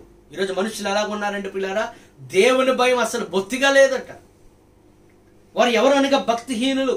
భక్తిహీనులకు దేవుని భయం ఉండదు. దేవుడు ఏమనుకుంటాడో, దేవుడు నన్ను శిక్షిస్తాడేమో, దేవుడు ఏమైనా నన్ను దండిస్తాడేమో అన్న భయం లేని పరిస్థితి ఈరోజు మనం చూస్తూ ఉన్నాం. ఈ భక్తిహీనులు ఎలాగుంటారంటే 3వ వచనంలో చూస్తే, వారి నోటి మాట్లాట పాపమునకును కపటమునకును ఆస్పదములు, బుద్ధి కలిగి ప్రవర్తింపను, మేలు చేయను వాడు మానివేస్తాడు. వాడు బుద్ధి లేకుండా ప్రవర్తిస్తున్నాడు, వాడు మేలు చేయడం అనేది మానేస్తాడట. 4వ వచనంలో, వాడు మంచం మీదనే పాప యోచనను యోచిస్తాడు. మంచం మీద ఉండగానే పాపపు ఆలోచనలు, దురాలోచనలు, దుష్టత్వముతో కూడిన ఆలోచనలు, వాడు కాని నడతలో నడుచువాడు చెడుతనమట వానికి అసహ్యము కాదు. చెడుతనం అసహ్యం కాదట, చెడుగే వాడికి ఇష్టం. ఎవడనగా భక్తిహీనుడు. ఈ భక్తిహీనుడికి దేవుడు అంటే భయం ఉండదు. మరి దేవుణ్ణి సంతోష పెట్టాలి అని అంటే నీవు భక్తిహీనుల వరే కాక దేవుని యందు భయభక్తులు కలిగి ఆయన యందు విశ్వాసంతో కొనసాగాలి. 4వ అధ్యాయం 4వ వచనం కీర్తనలు అంటాడు, భయము నొంది పాపము చేయకుండా. నీవు నిజముగా దేవుని యందు భయభక్తులు కలిగి ఉన్నావో లేదో ఎలాగ తెలుస్తుందంటే పిల్లారా, ఎవరైతే ఆయన భయభక్తులు కలిగి ఉంటారో వారు పాపములో జీవించరు. నువ్వు ఇంకా పాపములోనే జీవిస్తూ, ఇంకా అవిధేయతలోనే జీవిస్తూ, ఇంకా దేవునికి విరోధకరముగానే మాట్లాడుతూ ఉన్నావు అని అంటే నీవు భక్తిహీనతలో ఉన్నావు, దేవుడు అంటే భయం లేకుండా ఉన్నావు అనే సంగతి గమనించాలి. నిర్గమకాండ 20వ వచనంలో, మీరు పాపము చేయకుండానట్లు ఆయన భయము మీకు కలుగుటకును దేవుడు వేంచేసెను. ఆయన భయము ఎందుకు అనగా పిల్లారా, మనం పాపము చేయకుండా ఉండాలి. ఈరోజు అనేక చోట్ల మనము ఈ యొక్క జంక్షన్స్ లో మరి కెమెరాలు పెట్టి చూస్తూ ఉన్నారు. ఏవైనా రూల్స్ ఎవరైనా అతిక్రమిస్తే ఆ కెమెరాలో మనం చూస్తే ఎవరు అతిక్రమించారో తెలిసిపోతుంది. అంచేత ఈ దొంగతనం చేసేవారు లేకపోతే అక్రమంగా జీవించేవారు ఆ కెమెరాను చూసి మరి వారు చెడు పనులు మానేస్తా ఉంటారు. నేను అంటాను పిల్లారా, ఆ కెమెరాకు నువ్వు భయపడుతున్నావు కానీ నిన్ను నిత్యము చూస్తూ ఉన్న దేవునికి నువ్వు భయపడటం లేదు. కొంతమంది పిల్లలు తల్లిదండ్రులు చూస్తున్నారేమని భయపడతారు. నిజమే, భయపడడం మంచిదే, కానీ నువ్వు సృజించిన సృష్టికర్త అయిన దేవుడు చూస్తున్నాడని ఒకవేళ భయపడకపోతే పిల్లరా మనం భక్తిహీనులమే అని మనం గమనించాలి. సామెత గ్రంథం 3వ అధ్యాయం 7వ వచనములో మనం గమనిస్తే, యెహోవా యందు భయభక్తులు కలిగి చెడుతనము విడిచిపెట్టము. 8వ వచనంలో, అప్పుడు నీ దేహమునకు ఆరోగ్యము, నీ ఎముకలకు సత్తువ. కొన్ని అనారోగ్యాలు పిల్లారా మనిషి యొక్క చెడుతనమును బట్టి, కొన్ని దురలవాట్లు బట్టి వస్తాయి. ఉదాహరణకి భయంకరంగా త్రాగుతూ అలాగే భయంకరంగా స్మోకింగ్ చేస్తూ ఉంటే, మద్యము సేవిస్తూ స్మోకింగ్ అనగా ధూమపానము చేస్తూ ఉంటే ఆ వ్యక్తి యొక్క లోపల ఆ యొక్క ఊపిరితిత్తులు పాడైపోవడం, కాలేయం పాడైపోవడం జరుగుతూ ఉంటుంది. ఆరోగ్యం కోల్పోతారు. వారు గమనించడం లేదు. ఈ యొక్క దేహము దేవుని ఆలయమని. ఎవరైనా దేహాన్ని పాడు చేస్తే వారిని దేవుడు పాడు చేస్తాడు. ఇది దేవుని ఇల్లు పిల్లారా. ఈ శరీరం అని దేహం అని దేవుని ఇల్లు. ఆ దేవుని ఇల్లుని మనము దురలవాట్లు వారిని పాడు చేయకూడదు. అంచేత భక్తిహీనులు వారు పాపములను జీవిస్తారు, కానీ భక్తి పరులు పాపము నుండి బయటపడతారు.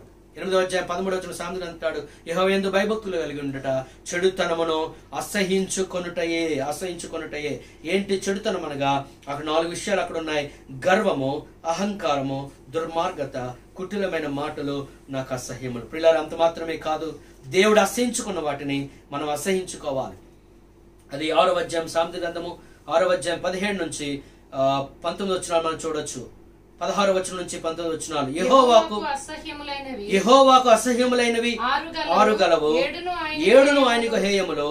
అవేవనగా అహంకార దృష్టియు, కల్లలాడు నాలుకయు, నిరపరాధులను చంపు చేతులను, దుర్యోచనలు యోచించు హృదయమును, కీడు చేయుటకు త్వరపడి పరుగులెత్తు పాదములను, లేని వాటిని పలుకు అబద్ధ సాక్షి, అన్నదమ్ములలో జగడములో పుట్టించువాడును.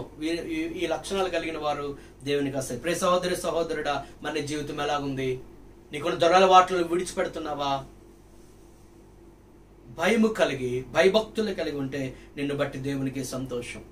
3వదిగా గమనిస్తే రోమీయులకు రాసిన పత్రిక 8వ అధ్యాయము 5 నుంచి 9 వచనాల్లో కొన్ని మాటలు మనం గమనించవచ్చు. రోమీయులకు రాసిన పత్రిక 8వ అధ్యాయము 5 నుంచి 9 వచనాలు మనం గమనిస్తే, శరీర విషయముల మీద మనస్సు ఉంతురు, ఆత్మానుసారులు ఆత్మ విషయముల మీద మనస్సు ఉంతురు. శరీరానుసారమైన మనస్సు మరణము, ఆత్మానుసారమైన మనస్సు జీవమును సమాధానమునై ఉన్నది. ఏలయనగా శరీరానుసారమైన మనస్సు దేవునికి విరోధమై ఉన్నది, అది దేవుని ధర్మశాస్త్రమునకు లోబడదు, ఏమాత్రమును లోబడనేరదు. కాగా శరీర స్వభావము గలవారు దేవుని సంతోషపరచనేరరు. 3వది, ఎవరి వలన దేవునికి సంతోషం అని అంటే పిల్లలు ఎవరైతే ఆత్మానుసారమైన మనస్సు కలిగి జీవిస్తారో వారిని బట్టి దేవునికి సంతోషం.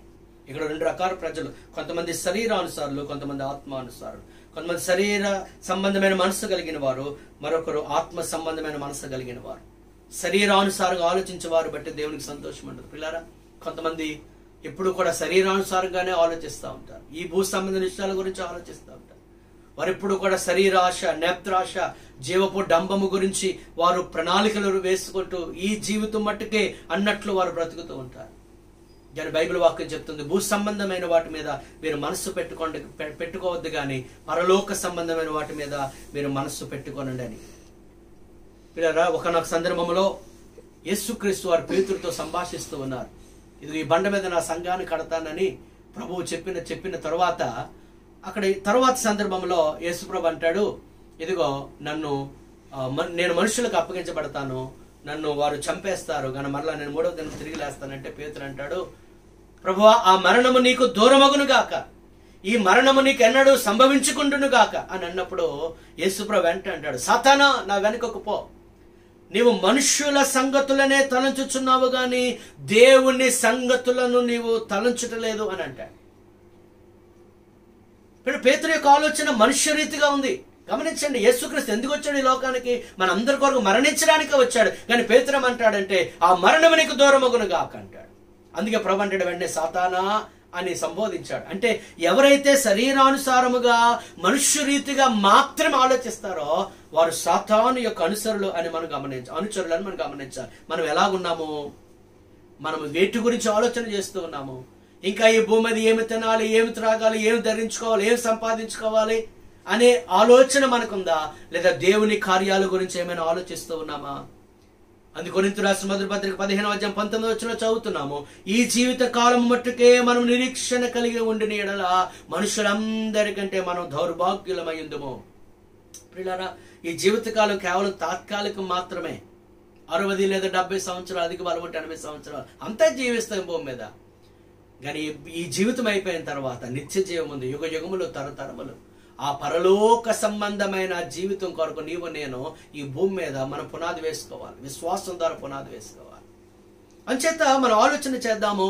మనం ఆత్మానుసారంగా ఆలోచిస్తున్నామా లేదా శరీరానుసారంగా ఆలోచిస్తున్నామా? శరీరానుసారమైన మనస్సు అది దేవునికి విరోధమై ఉన్నది.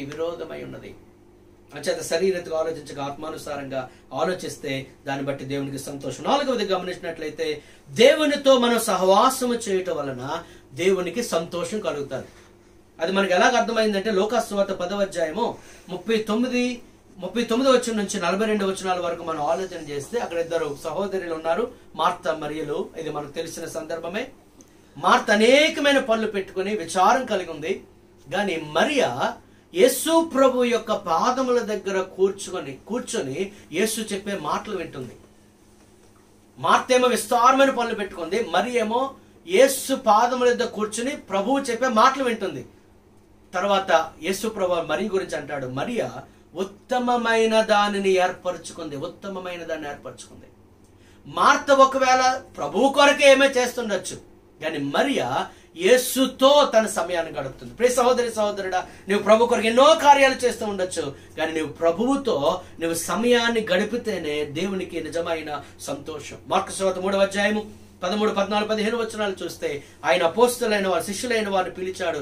వారిలో ఇష్టమైన వారిని పిలిచినట్లుగా మనం అక్కడ చూస్తున్నాం. తనకిష్టమైన వారిని యేసు పిలువగా అక్కడ రాయబడిన తనతో కూడా, చదవండి అది, ఆయన కొండ ఎక్కి తనకిష్టమైన వారిని పిలువగా వారు ఆయన యొద్దకు వచ్చిరి. వారు తనతో కూడా ఉండునట్లును దయ్యములను వెళ్ళగొట్టుటకును అధికారము గలవారై సువార్త ప్రకటించుటకు వారిని పంపవలనని 12 మందిని ఆయన నియమించాడు. మొదట వారి యొక్క బాధ్యత ఏంటంటే తనతో కూడా ఉండునట్లు. దేవుడు ఎందుకు పిలిచాడు నిన్ను? ఆయన యొద్ద ఉండడానికి. ప్రయాసపడి భారం మోసుకుంటున్న సమస్త జనులారా నా యొద్దకు రండి, నా దగ్గరకు రండి. ప్రియరా, ఈరోజు దేవుడిచ్చే ఆశీర్వాదాలు చాలా మంది కోరుకుంటున్నారు, కానీ ఆయన యొద్ద ఉండి నేర్చుకునే పరిస్థితి ఈరోజు మనము కనుగొనట్లేదు. మరి మన పరిస్థితి ఎలాగుంది? దేవునితో సహవాసం చేస్తున్నావా? మరి ఇంత అల్లకల్లోల పరిస్థితుల్లో కూడా దేవునితో నాకు సమయం గడపడానికి నాకు సమయం లేదు, నాకు టైం లేదు అంటున్నామంటే అది మన భక్తిహీనతను సూచిస్తుందని గమనించాలి. పిల్లారా, దేవుడు ఒక రోజులో 24 గంటలు మనకిచ్చాడు.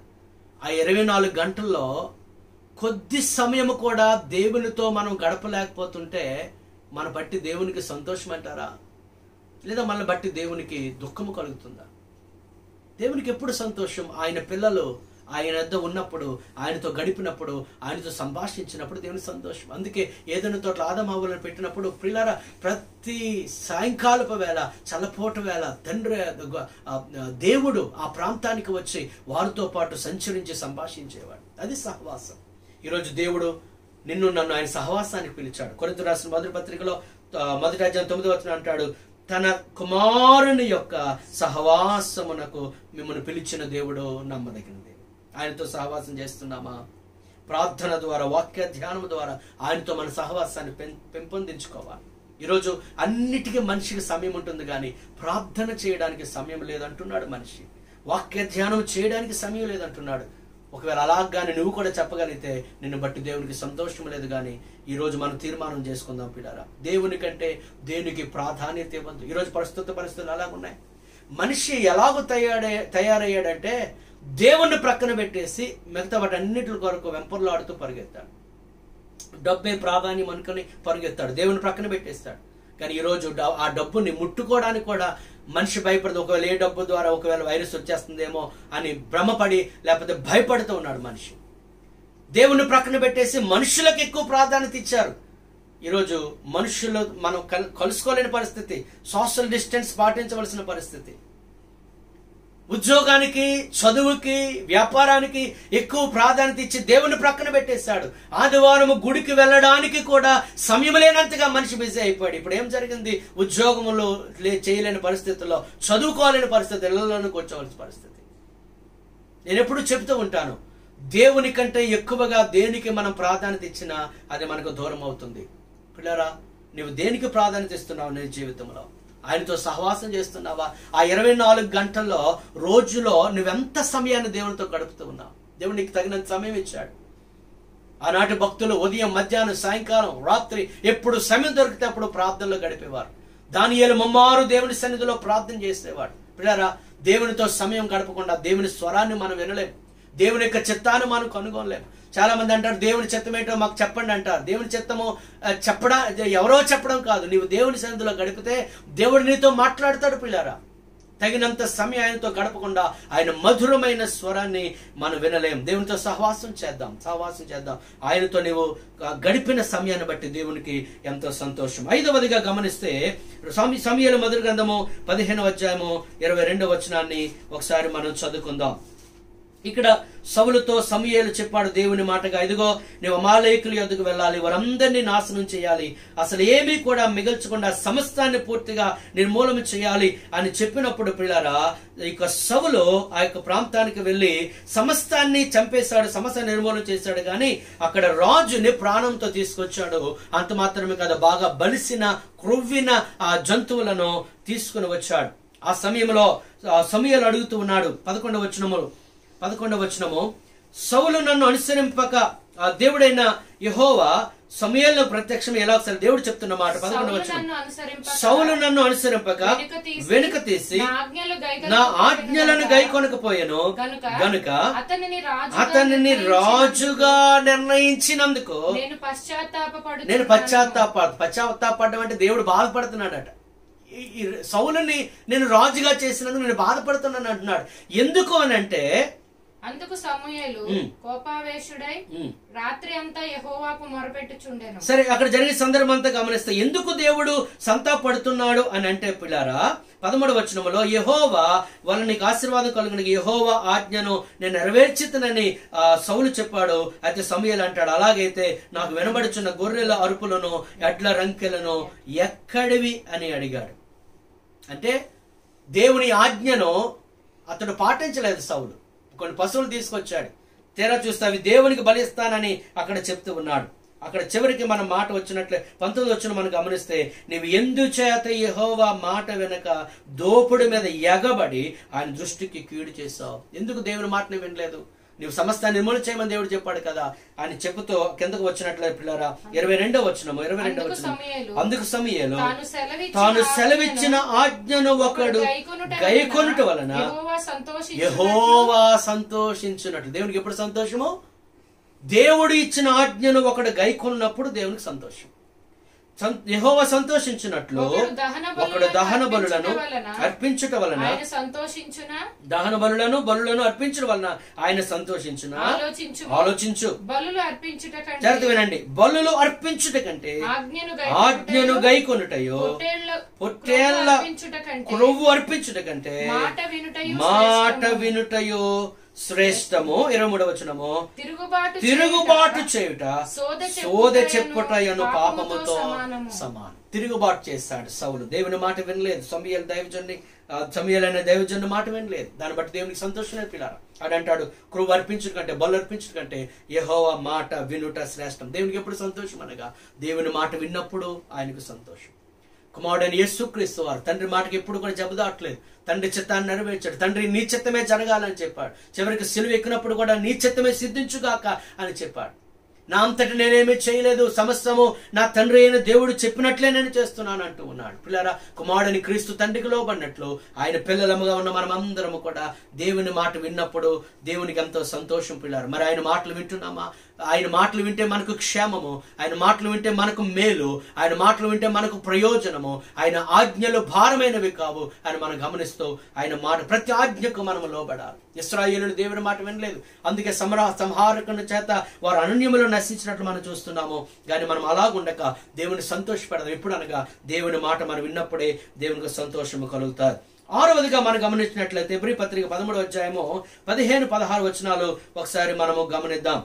కాబట్టి ఆయన ద్వారా మనం దేవునికి ఎల్లప్పుడూ స్తుతియాగము చేయదము, అనగా ఆయన నామమును ఒప్పుకొనుచు యెహోవా ఫలం అర్పించదము, ఉపకారమును ధర్మమును చేయి మర్చిపోకూడి, అట్టి యాగములు దేవునికి ఇష్టమైన. 6వది గమనిస్తే దేవునికి ఇష్టమైనవి ఏంటనగా 2 ఉన్నాయి అక్కడ. 1 స్తుతి యాగము, 2 ఉపకారమును ధర్మము చేయడం.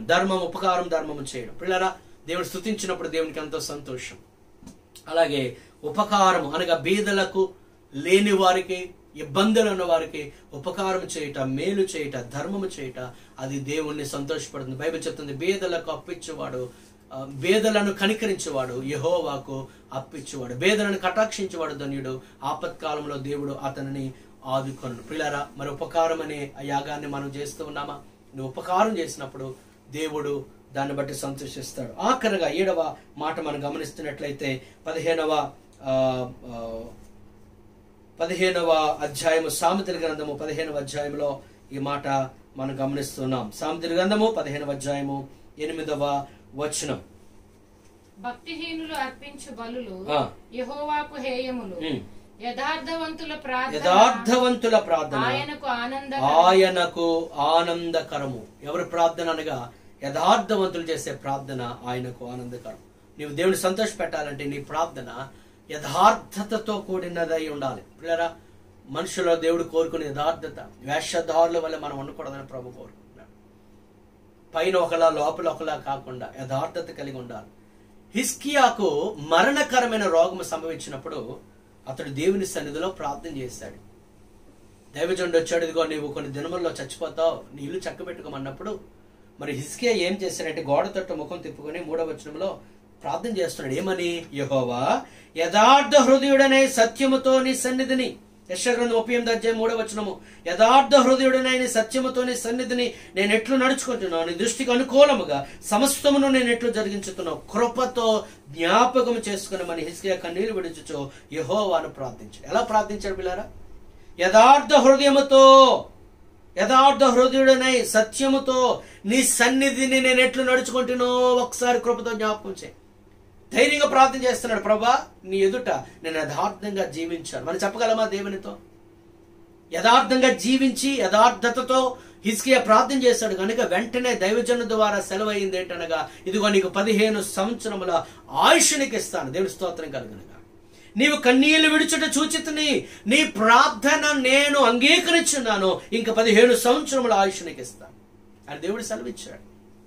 కారణం ఏంటంటే యథార్థవంతుడిగా ఉండి హిజ్కియా ప్రార్థన చేశారు. పిల్లారా, కొన్నిసార్లు మనం ప్రార్థన చేస్తూ ఉంటాం ఎన్నో ప్రార్థనలు, కానీ మనలో యథార్థమైన జీవితం లేకపోతే, నీ భర్త ఎడల యథార్థత, నీ భార్య ఎడల యథార్థత, నీ పిల్లల ఎడల యథార్థత నీవు కలిగి జీవించాలి. దేవుని విషయాల్లో యథార్థత, దేవుని వాక్యాన్ని పాటించే విషయంలో యథార్థత, సేవకుల ఎడల యథార్థత, యథార్థమైన జీవితమును బట్టి దేవునికి ఎంతో సంతోషం. యాకోబు పత్రిక 5:16 చదువుతున్నాం, నీతిమంతుని విజ్ఞాపన అది మనఃపూర్వకమైనదై బహు బలంగా ఉంటుందండి. నీతి లేకుండా, పరిశుద్ధత లేకుండా మనం ఎన్ని ప్రార్థనలు చేసినా ఆ ప్రార్థనల వల్ల ఏం ఉపయోగం లేదు. కానీ నీతిమంతుల ప్రార్థన బలంగా ఉంటుంది. దాన్ని బట్టి దేవునికి కూడా సంతోషము. పిల్లారా, ఈరోజు దేవుని యొక్క వాక్యం వింటున్నాము. మన జీవితమును బట్టి పిల్లారు, ఎందుకు దేవుడు మనం సృజించాడో ఆయన సంతోషించాలి. కానీ కొంతమంది బట్టి దేవుడు చాలా బాధపడుతూ ఉన్నాడు, చాలా దుఃఖిస్తూ ఉన్నాడు, వేదన చెందుతూ ఉన్నాడు. కానీ ఈరోజు నిన్ను బట్టి, నన్ను బట్టి, మనందరి బట్టి దేవునికి సంతోషం కలగాలి. అయితే దేవుని ఎలా సంతోష పెట్టాలనగా, ఒకటి ఆ విశ్వాసము మనం కలిగి ఉండటం వల్ల దేవుని సంతోషం. విశ్వాసాన్ని కోల్పోవద్దు. పరిస్థితులు ఎలాగున్నా విశ్వాసాన్ని కలిగి చివరి వరకు ఆయన మీద నమ్మకం ఉంచుదాం. రెండవదిగా, దేవుని ఎడల ఎవరైతే భయభక్తులు కలిగి ఉంటారో వారిని బట్టి సంతోషము. మూడవదిగా, ఆత్మానుసారమైన మనస్సు కలిగిన వారిని బట్టి దేవుని సంతోషము. నాలుగవదిగా, దేవునితో మనం ఎంత సమయాన్ని గడుపుతామో, సహవాసం చేస్తామో దాన్ని బట్టి దేవుడు సంతోషిస్తాడు. ఐదవదిగా, దేవుని మాటకు లోబడాలి. దేవుని ఆజ్ఞలన్నిటిని మనము పాటించి ఆయనకు విధేయులైనప్పుడు దేవుని సంతోషము. ఆరవదిగా, దేవునికి ఇష్టమైన యాగములు అనగా అవేమనగా ఉపకారమును ధర్మము చేయడము. ఆఖరుగా యథార్థవంతుల ప్రార్థన దేవునికి ఇష్టం. యథార్థంగా అది దేవుడు కోరుకుంటున్నారు పిల్లలు. అటువంటి కృప దేవుడు మనకు అనుగ్రహించును గాక. తల్ల ఉంచుదాం, దేవుని సన్నిధిలో మనం ప్రార్థించాం. దయచేసి అందరూ కూడా తల్ల ఉంచండి, కళ్ళు మూసుకోనండి. నరులను చేసినందుకు ఆయన కొన్ని సందర్భాల్లో బాధపడ్డాడు, సంతాపము పొందాడు. కానీ ఈరోజు నీ మీద నా మీద ఒక బాధ్యత ఉంది. మనల్ని చేసినందుకు మన కన్న తండ్రి అయిన దేవుడు సంతోషించాలి. ఇశ్రాయేలీయులు మాటి మాటికి ఆయన సంతాపం కలిగించినట్లు మన ప్రవర్తన బట్టి దేవునికి దుఃఖము కలగకూడదు, ఆయన సంతాపం పొందకూడదు, కానీ ఆయన సంతోషము కలిగి ఉండాలి. మన ప్రవర్తన ఆయనకు సంతాపము కలిగించకూడదు, మన ప్రవర్తన ఆయనకు సంతోషము కలిగించాలి. మన జీవితాన్ని సమర్పించుకుందాం. ప్రభువా, నిన్ను సంతోషపెట్టే జీవితం మాకు దయచేయను. ఆయన ఎవరినెవరినో సంతోషపెట్టుట కొరకు మేము ఎంతో శ్రమ పడుతున్నాము, కానీ మమ్మల్ని పుట్టించిన దేవుడు అయిన నిన్ను సంతోషపెట్టుటకు నాయన మేమేమి చేయలేకపోతున్నాం. సంతోషపెట్టే కృప మాకు ఇవ్వండి ప్రభాని ప్రార్థన చేద్దాం. ఎక్కడున్న వారు అక్కడే కళ్ళు మూసుకోనండి. దయచేసి ఒకవేళ మోకరించగలిగితే మోకరించండి, లేదా కళ్ళు మూసుకోనండి. ప్రభు సన్నిధిలో ప్రార్థన చేసుకుందాం, ప్రార్థన చేద్దాం. ప్రేమ కలిగిన తండ్రి, కృపగల ప్రభా, నీ వందనాలు. సమస్త మానవులను నీ మహిమ నిమిత్తమే, నీ ఘనత నిమిత్తమే మీరు సృజించి ఉన్నారు. అలాగే మేము ఎల్లప్పుడూ సంతోషంగా ఉండాలని, మీరు ఎల్లప్పుడూ మంచి ప్రణాళికలు కలిగి మాకు అక్కరగా ఉన్నవన్నీ మాకు సమకూరుస్తూ, కొన్నిసార్లు అడుగు వాటికంటే ఊహించు వాటికంటే అత్యధికంగా అనుగ్రహిస్తూ మేము సంతోషంగా ఉండాలని కోరుకుంటున్నాం. అయితే కొన్నిసార్లు నేను మా ప్రవర్తన మన జీవితం వల్ల మేము దుఃఖపెడుతున్నామేమో, మమ్మల్ని క్షమించండి. ఈరోజు ఏ విషయాల్లో మేము నిన్ను సంతోష పెట్టాలో, మేము ఎలాగుంటే నీకు సంతోషము కలుగుతుందో ఆ రీతిగా ఉండునట్లు సహాయం చేయండి. మాలో ఎక్కడైనా అవిధేయత ఉన్నట్లయితే, అవిశ్వాసం ఉన్నట్లయితే, భక్తిహీనత ఉన్నట్లయితే, ప్రభువా నీకు లోపడలేని స్థితి ఉన్నట్లయితే మమ్మల్ని క్షమించండి ప్రభు. యథార్థత లోపించినట్లయితే మమ్మల్ని క్షమించండి. మేము యథార్థంగా జీవించి సంతోషపెట్టినట్లు కృప చూపండి ప్రభు. ఈ వాక్యం విన్న ప్రతి ఒక్కరిని పేరు పేరున మరి దీవించి ఆశీర్వదించమని కోరుకుంటూ ఉన్నాం. అలాగే మా దేశము కొరకు, ప్రపంచ దేశాలన్నిటి కొరకు ప్రార్థిస్తున్నాం. ఈ యొక్క కరోనా బాధితులను మీరు ముట్టండి, స్వస్థపరచండి. ఈ కరోనా వైరస్ నుంచి మా ప్రజలను, మమ్మల్ని అందరినీ యేసు నామములో విడిపించమని కోరుకుంటున్నాం ప్రభు. ఆనాడు తండ్రి, నేను రాజులు సైతము నీవే మా దిక్కు అని ప్రార్థించినట్లు ప్రభువా, మా మానవులందరికీ నీవే దిక్కు నాయన. మీరు ఒక్కసారి కనికరించి మా దేశాన్ని, ప్రపంచ దేశాలను మీరు స్వస్థపరచండి, గొప్ప కార్యాలు జరిగించండి ప్రభు. అలాగే ఈ లాక్డౌన్ నుంచి మాకు విడుదల దయచేసి స్వేచ్ఛగా నీ మందిరంలో కూడుకొని సమాజముగా కలిసి నేను ఆరాధించుటకు, నేను మహింపరచుటకు సహాయం చేయమని, వెత్తబడిన వాక్యం అందరూ ఫలింప చేయమని యేసు నామమున అడుగుచున్నాము మా పరమ తండ్రి, ఆమేన్. మన పరమ తండ్రి దేవుని ప్రేమ, మన ప్రభువును రక్షకుడైన యేసు క్రీస్తు వారి యొక్క కృప, పరిశుద్ధాత్మని యొక్క అన్యోన్య సహవాసము, సమాధానము, సంతోషము సకల పరిశుద్ధులకు, ఈ కార్యక్రమం వీక్షిస్తున్న ప్రతి ఒక్కరికి, సంఘములకును సేవకులకును సదాకాలము తోడైండి నడిపించును గాక.